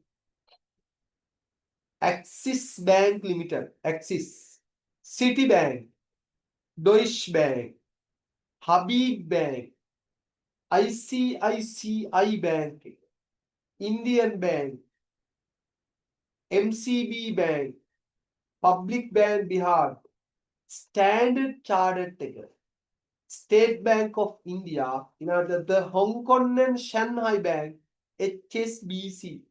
හරි. ඔන්න ඔය විදේශ බැංකු ලිස්ට් එකෙන් පුතේ තරු ලකුණු දෙකක් දාලා හරි කපලා අයින් කරත් කමක් නැහැ. එක්ක කපලාම අයින් කරලා නිකන් පේන්න කපන්න තනීරකින් කපන්න. මොකද්ද අද වෙනකොට ලංකාවෙන් අයින් වෙලා ගිහිල්ලා තියෙන වර්තමානයේ ව්‍යාපාර කටයුතු නවත්තලා තියෙන බැංකු දෙක තමයි පුතේ. මොකද්ද? ස්ටෑන්ඩඩ් චාර්ටර්ඩ් බැංක් එකයි මෙන්න මෙයයි HSBC එකයි. ලංකාවේ දැන් ව්‍යාපාර කටයුතු කරන්න HSBC එක. HSBC ඒක කපලා අයින් කරා. HSBC එකයි. කුරුටු ගන්න එපා පේන්න කපන්න. එතකොට ඇයි කැපුව කියන එකට මතකයේ තියෙන්න ඕන. දැන් මේව ව්‍යාපාර කටයුතු කරන්නේ නැහැ අපි නේද? HSBC එකයි ස්ටෑන්ඩඩ් චාර්ටර්ඩ් එකයි. ස්ටෑන්ඩඩ් චාර්ටර්ඩ්. ඔය දෙකම ලංකාවේ ව්‍යාපාර කටයුතු නැවැත්තුවා. එතකොට දැන් නවත්තුවට බෑනේ පුතේ. මේ වගේ තැම්පත් කරුවෝ ඉන්නවා.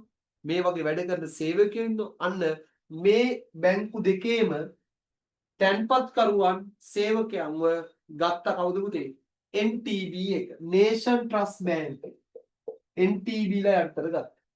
NTB ලා තමයි මේ බැංකු දෙක තමන්ගේ යටතට ගත්තේ. NTB එක. Nation Trust Bank එක ගත්තා. කාගේද? HSBC සහ Standard Chartered කියන බැංකු දෙක. මේ බැංකු දෙක අද අපේ රටේ ව්‍යාපාර කටයුතු කරන්නේ නැහැ. මේක විදේශ බැංකු දෙකක්. ඒගොල්ලෝ රට ඇතැරලා යන්නම ගියා. කරගැහුවා කවුද? NTB Nation Trust Bank එක කරගහලා තියෙනවා. right. හරි. ඊළඟට යන් එහා පැත්තට. ලියමු බලපත්‍රලාභී විශේෂිත බැංකු. තුන්වෙනි එක්කෙනා. බලපත්‍රලාභී විශේෂිත බැංකු ලියන්න තියෙන්නේ.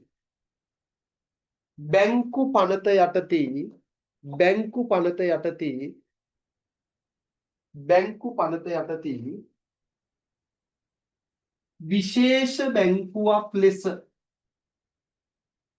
විශේෂ බැංකුවක් ලෙස බැංකු පනත යටතේ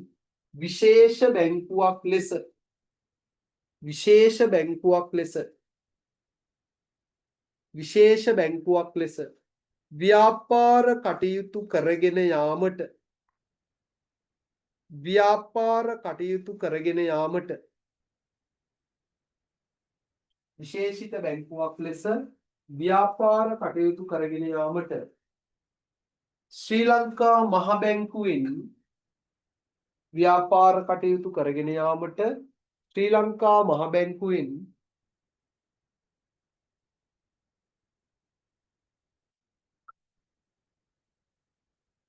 බලපත්‍ර ලබාගෙන ඇති ශ්‍රී ලංකා මහ බැංකුවෙන් බලපත්‍ර ලබාගෙන ඇති ආයතන විශේෂයයි ශ්‍රී ලංකා මහ බැංකුවෙන් බලපත්‍ර ලබාගෙන ඇති ආයතන විශේෂයයි මහ බැංකුවෙන් බලපත්‍ර ලබාගෙන ඇති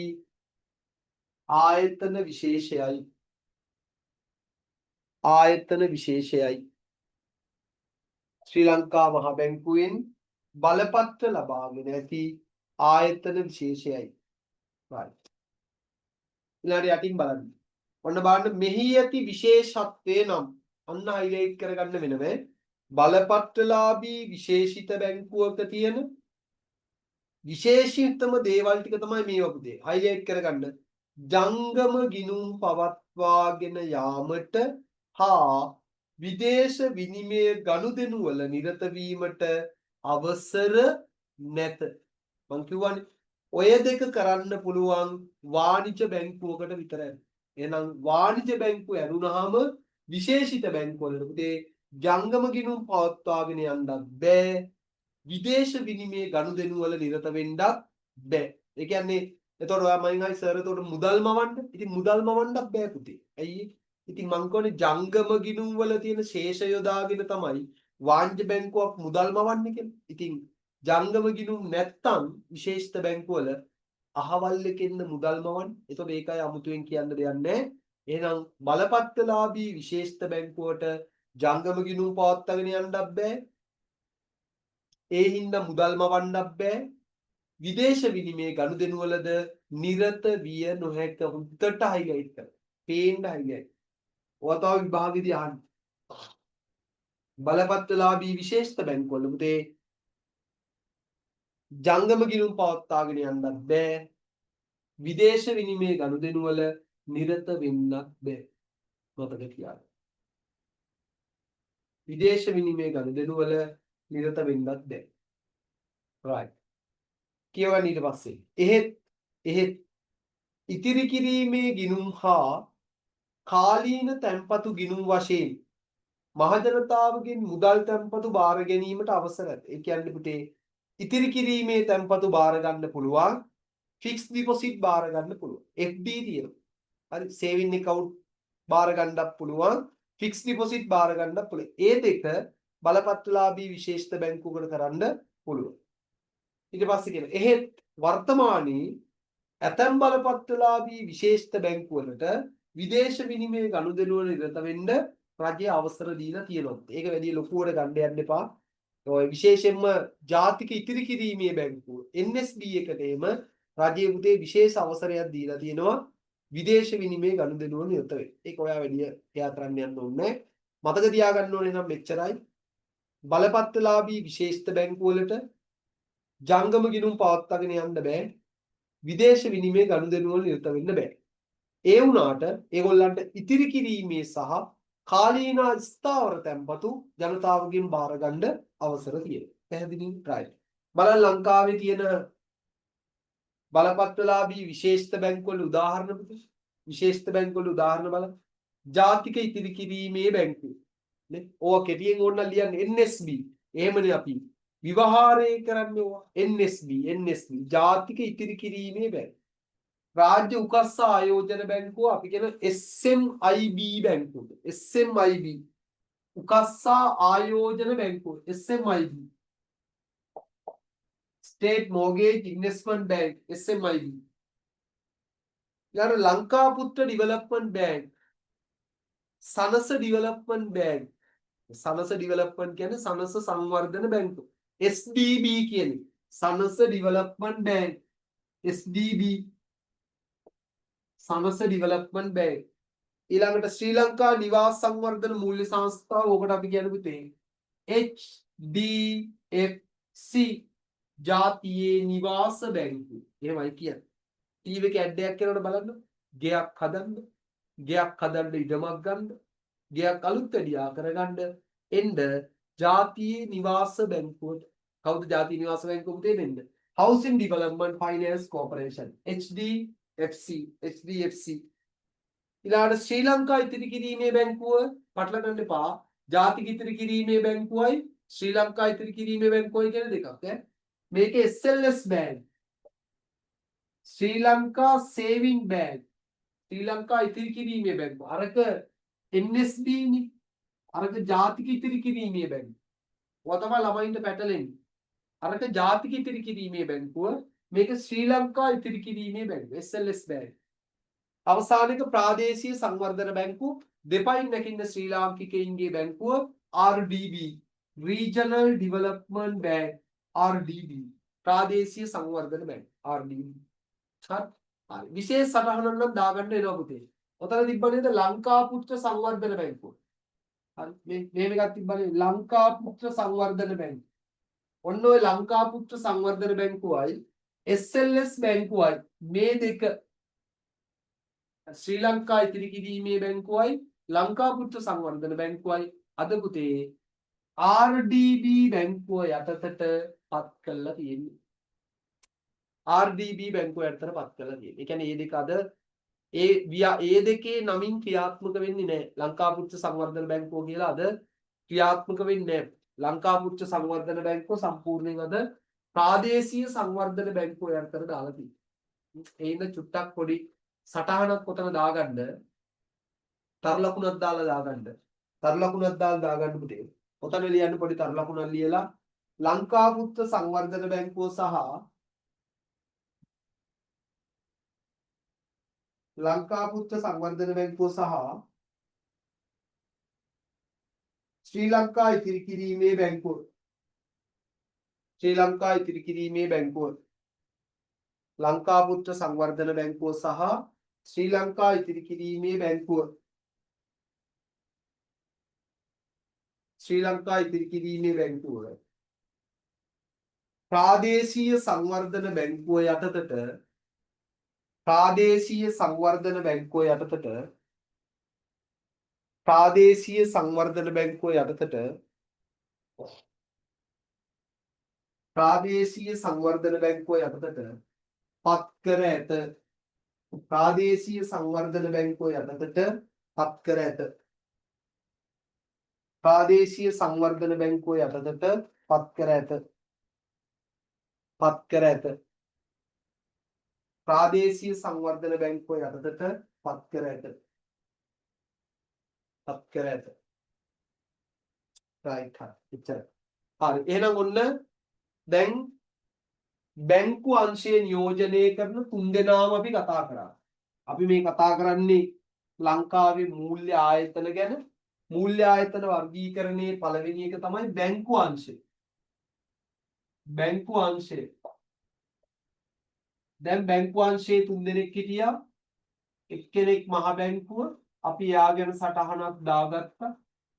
ඊළඟට වාණිජ බැංකුව එයා ගැන සටහනක් දාගත්තා. ඊළඟ එක විශේෂිත බැංකුව. විශේෂිත බැංකුව. ඔන්න බැංකු අංශය යටතේ දැන් තුන්දෙනාම කතා කරලා තියෙනවා. අපේ රටේ මූල්‍ය ආයතන වර්ගීකරණය යටතට වැටෙන බැංකු අංශය නියෝජනය කරන තුන්දෙනාම කතා කරනවා. රයිට් දැන් චුට්ටක් පුතේ මේ වාණිජ බැංකුව විශේෂිත බැංකුව අතර පොඩ්ඩක් සමානකම් අසමානකම් චුට්ටක් බලන්න යන්න. රයිට් මාතෘකාව බලන්න බලපත්‍රලාභී විශේෂිත බැංකුවල බැංකු බලපත්‍රලාභී විශේෂිත බැංකු ව්‍යාපාරවල ක්‍රියාකාරීත්වයට දායක වන ආකාරය. ඇත්තටම අපි මේ පාඩමේදී මූල්‍ය ආයතන කතා කරන්න පිටේ ව්‍යාපාරිකයාගේ පැත්තෙන් තමයි. මම ව්‍යාපාරිකයෙක් නම් මට අපේ රටේ මූල්‍ය ආයතන දායක වෙන්නේ කොහොමද? මගේ බිස්නස් එකට ඒගොල්ලන්ගෙන් ලැබෙන සපෝට් එක මොකක්ද?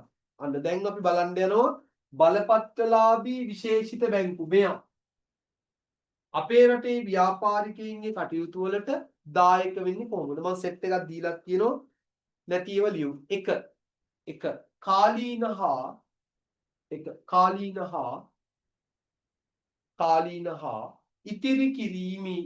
කාලීන හා ඉතිරි කිරීමේ තැන්පතු බාර ගැනීම. කාලීන හා ඉතිරි කිරීමේ තැන්පතු බාර ගැනීම. ව්‍යාපාරිකයෙක් නම් මම මගේ කාලීන තැන්පතු ඉතිරි කිරීමේ තැන්පතු මේගොල්ලෝ බාර ගන්නවා. ඔන්න එක. මගේ ව්‍යාපාර කටයුතු වලට මේගොල්ලන්ගෙන් ලැබෙන එක දායකත්වය. කාලීන හා ඉතිරි කිරීමේ තැන්පතු බාර ගැනීම. right 2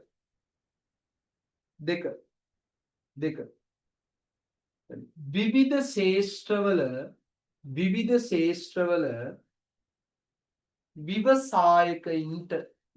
ශේෂ්ත්‍රවල විවසායකයින්ට ණය පහසුකම් සැපයීම. විවිධ ශේෂ්ත්‍රවල ව්‍යවසායකයින්ට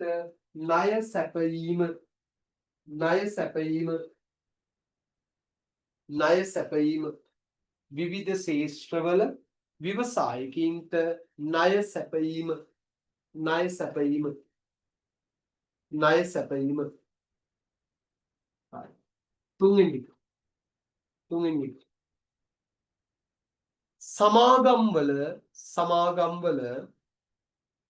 සමාගම්වල කොටස් ප්‍රාරක්ෂණ කටයුතු සිදු කිරීම. සමාගම්වල කොටස් ප්‍රාරක්ෂණ කටයුතු සිදු කිරීම. අවසාන එක 4 කල්බදු පහසුකම් සැපයීම 4 කල්බදු පහසුකම් සැපයීම කල්බදු පහසුකම් සැපයීම කල්බදු පහසුකම් සැපයීම කල්බදු පහසුකම් සැපයීම කල්බදු පහසුකම් සැපයීම right හරි ඊට අමතරව බලන්න ඊට අමතරව කළමනාකරන උපදේශන සේවා සැපයීම ප්‍රාදේශීය සංවර්ධනය ඊළඟ නිවාස සංවර්ධනය සඳහා මූල්‍ය පහසුකම් සැපයීම right ඊළඟට තමාතුකා බලපත්‍රලාභී වාණිජ බැංකු සමග බලපත්‍රලාභී විශේෂිත බැංකු සැසඳීම right මෙන්න මේ දෙන්නව සංසන්දනය කරන වාණිජ බැංකුවක් සහ විශේෂිත බැංකුව. එතනදී අපිට මේ දෙන්න අතර සමානකම් හම්බෙයි. මේ දෙන්න අතර වෙනස්කම් හම්බෙයි. මේ දෙන්න අතර තියෙන සමානකමක් මොකද්ද? මේ දෙන්න අතර තියෙන සමානකමක් මොකක්ද? එකක් තමයි මේ දෙන්නම පුතේ ශ්‍රී ලංකා මහ බැංකුවෙන් බලපත්‍ර ලබා ගන්න ඕන. එහෙනම්නේ බලපත්‍රලාභී වාණිජ බැංකු බලපත්‍රලාභී විශේෂිත බැංකු කියලා කියන්නේ. එහෙනම් මේ දෙන්නම අනිවාර්යෙන් මහ බැංකුවෙන් බලපත්‍ර ලබාගත යුතුයි. ලියන්න.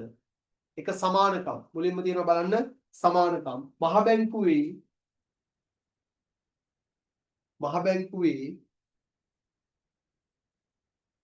නැත්නම් මහ බැංකුවෙන් එහෙම ලියන්න තියෙනවා. මහ බැංකුවෙන් බලපත්‍ර ලබාගත යුතු වීම මහ බැංකුවෙන් බලපත්‍ර ලබාගත යුතු වීම මහ බැංකුවෙන් බලපත්‍ර ලබාගත යුතු වීම බලපත්‍ර ලබාගත යුතු වීම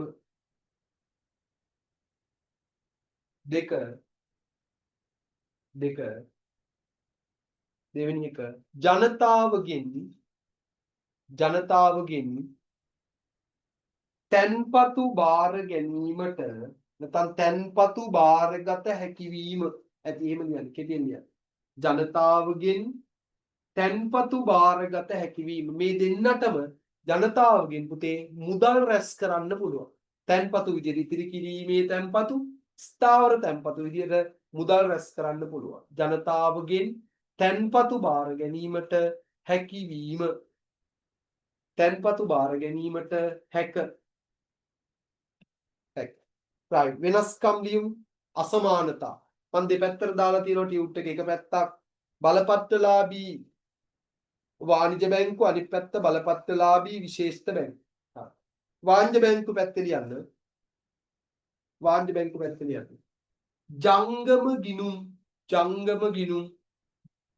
ජංගම ගිණුම් පවත්වාගෙන යා හැක ජංගම ගිණුම් පවත්වාගෙන යා හැක ජංගම ගිණුම් පවත්වාගෙන යා හැක වාණිජ බැංකුව වලට ජංගම ගිණුම් පවත්වාගෙන යන්න පුළුවන් අනිත් පැත්තේ ජංගම ගිණුම් පවත්වාගෙන යා නොහැක ජංගම ගිණුම් පවත්වාගෙන යා නොහැක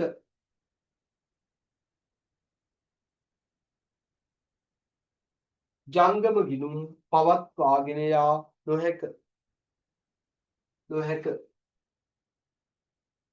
ඊළඟ දෙවෙනි එක දෙක වාණිජ බැංකුව පැත්තේ අවම ආරම්භක ප්‍රාග්ධනය ඒ කියන්නේ බැංකුව පටන් ගන්න හරි දැන් බැංකුව පටන් ගන්නත් පුතේ ප්‍රාග්ධනයක් එපෙන අවම ආරම්භක ප්‍රාග්ධනය වැඩි ඒ කියන්නේ විශාල ප්‍රාග්ධනයක් ඕන වෙනවා වාණිජ බැංකුවක් පටන් ගන්න. අවම ආරම්භක ප්‍රාග්ධනය වැඩි වාණිජ බැංකුවක් පටන් ගන්න අවශ්‍ය ප්‍රාග්ධන ප්‍රමාණය වැඩි කුතු. අවම ආරම්භක ප්‍රාග්ධනය වැඩි. නමුත් ඊට සාපේක්ෂව විශේෂිත බැංකුවක් පැත්තේ ලියන්න අවම ආරම්භක ප්‍රාග්ධනය අඩුය. අරකට සාපේක්ෂව අඩුයි. අවම ආරම්භක ප්‍රාග්ධනය අඩුය. අවම ආරම්භක ප්‍රාග්ධනය අඩුය. අවම ආරම්භක ප්‍රාග්ධනය අඩුය. අඩුය. හරි. තුන්වෙනි එක. තුන්වෙනි වෙනස. වාණිජ බැංකු රාශියක් ඇත. දැක්කනේ?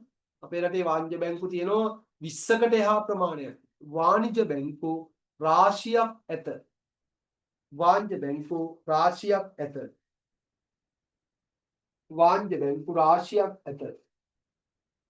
නමුත් විශේෂිත බැංකු පැත්තේ ලියන්න පුතේ සුළු ප්‍රමාණයක් ඇත.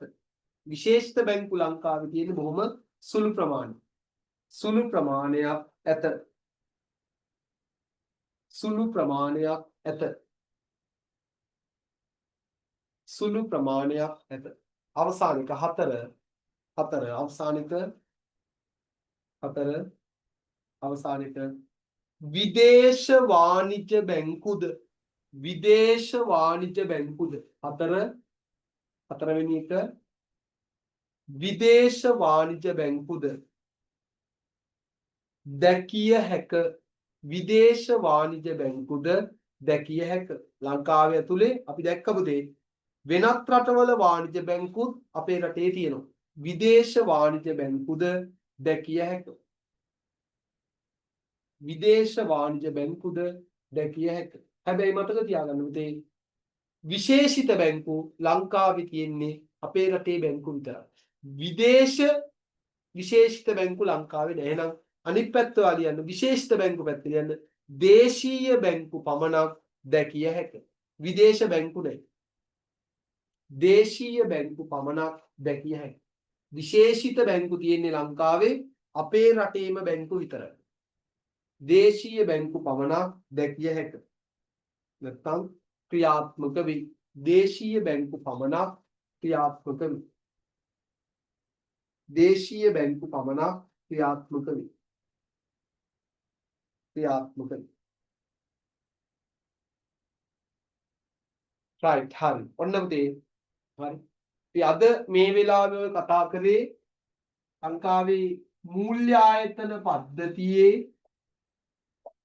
මූල්‍ය ආයතන පද්ධතිය ගත්තාම ඒ මූල්‍ය ආයතන පද්ධතියේ පළවෙනි මූල්‍ය ආයතන වර්ගය තමයි ඔය ඉගෙන ගන්න. ඒ මොනවද? බැංකු අංශය. මෙන්න මේ. බැංකු අංශය.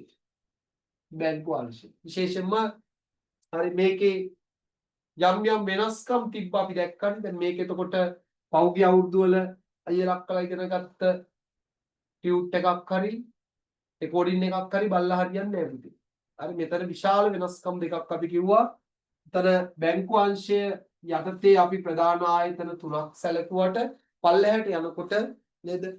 අර තැන්පතු බාර ගන්නා වෙනත් මූල්‍ය ආයතන වලට අලුතෙන් එක්කෙනෙක් එකතු වුණා. ඊට පස්සේ විශේෂිත මූල්‍ය ආයතන වලින් එක්කෙනෙක් අයින් වුණා. අන්නේ වෙනස මේ මූල්‍ය ආයතන පද්ධතියේ වර්ගීකරණය ඇතුළේ හොඳට අවබෝධ කරගන්න ඕනේ. ඒකෙන් අපි පළවෙනි අංශය කතා කරා බැංකු අංශය. ඒ අර්ථය අපි මහ බැංකුව කියන්නේ මොකක්ද කියලා බැලුවා. ගොඩාක් ඉගෙන ගත්තේ නැහැ. මහ බැංකුව පිළිබඳව දල අදහසක් විතරයි ගත්තේ. මොකද හේතුව මහ බැංකුව ගැන වෙන විස්තරයක් ඉගෙන ගන්න තියෙනවා. ඊට පස්සේ වාණිජ බැංකුව ගැන කතා කරා. විශේෂිත බැංකුව ගැන කතා කරා. ඔන්න ඔතනින් බැංකු අංශය කියන එක ඉවරයි. එලාට වාණිජ බැංකුවක් සහ විශේෂිත බැංකුවක් අතර අපි සමානකම් කතා කරා, වෙනස්කම් කතා කරා. දෙන්න right. එච්චරයි. ඊළඟ දවසේ අපි මෙතනින් එහාට පුතේ මෙන්න මේ තුන් දෙනා ගැන කතා කරමු. උතර අපිට තව ඉතුරු වෙනවා තැන්පතු බාර ගන්නා වෙනත් මූල්‍ය ආයතන තියෙනවා. ඊපස්සේ විශේෂිත මූල්‍ය ආයතන ගැන කතා කරන්න තියෙනවා. ඊට පස්සේ givisumගත ඉතිරි කිරීමේ ආයතන ගැන කතා කරන්න. තේරුණානේ? right එච්චරයි. එතකොට අපිට හෙට දවසේ මම මේක කියනවා ඉස්සරහට. හරි. හෙට දවසේ තියරි පන්ති අපි මෙන්න මේ ටික කතා කරමු. හරි. මේ ටික කතා කරනවා මෙතනින් එහාට. හරි නේද? right. එහෙනම් අදට ඔන්න අපේ වැඩ කටයුතු ටික අපි අවසන් කරනවා. අද හරි අර වෙනස්කම් දෙක හොඳට බලා ගන්න. දැන් බලන්න ඉස්කෝලේ නෝට් එකත් එක්ක දීලා තියෙන එකේ යම් සමාර්ට වෙනස්කම් ඇති. අන්නේ වෙනස්කම අඳුනාගෙන අප්ඩේට් එක ඉගෙන ගන්න පුතේ. පරණ තැන්වල ඉන්න එපා. මොකද හේතුව ඇත්තටම මම අද කතා කරපු විෂය කරුණු වල අප්ඩේට් එක 2026 ළමයින්ට අනිවාර්යයි. නමුත් ඕක දැන් මේ ගිය සතියේ තිබ්බා 2025 අයියලා අක්කලාගේ වයඹ පළාත් පේපර් එක වයම් පළාත් පේපර් එකේ මෙතනින් අහලා තිබ්බා පුතේ මේ අප්ඩේට් එකේ මොකක්ද අර අලුතෙන් එකතු වුණානේ මේ තැන්පතු බාර ගන්නා වෙනත් මූල්‍ය ආයතන වලට ශුද්‍ර මූල්‍ය සමාගම් ඒක අහලා තිබ්බා මේ ගිය සතියේ පේපර් එකේ. ඕක ඇත්තටම අදාළ වෙන්නේ 2026 නමුත් එහෙම කියලා නෑ 25 ළමයින්ටත් හරි මේකෙන් මේ වයඹ පළාත් පේපර් එකේ අහලා තිබ්බා. අන්න ඒ වගේ විෂය ඇතිවන වෙනස්කම් පිළිබඳ පුතේ සුපිරි අවබෝධයක් තියෙන්න ඕනේ. නැත්තම් අපි පරණ විෂය කරුණු ඉගෙනගෙන නම් විභාගයට යන්නේ ඔයා දැනත් ගිහිල්ලා අන්තිමට වැරද්ද තමයි කරන්නේ. අපරාධයක්. පාඩම් කරන්නේ වැරදි දේවල්. හරි පාඩම් කරන්නේ යල්පැන ගියපු දේවල් උත්තරේකට දීලා යනවා. අපරාධයක් නෙයිද හැම වෙලේම මේවා හයිලයිට් කරලා අප්ඩේට් එකේ තියාගන්න. තේරෙනව නේද? right. අපි හෙට හම් වෙනවා පුතේ ආපහු සුපුරුදු වර්ධ තීරි පන්තේ. එතෙක් අදට සමුගන්නවා. හැමෝටම සුබම සුබ රාත්‍රියක් right. අයිබෝන්.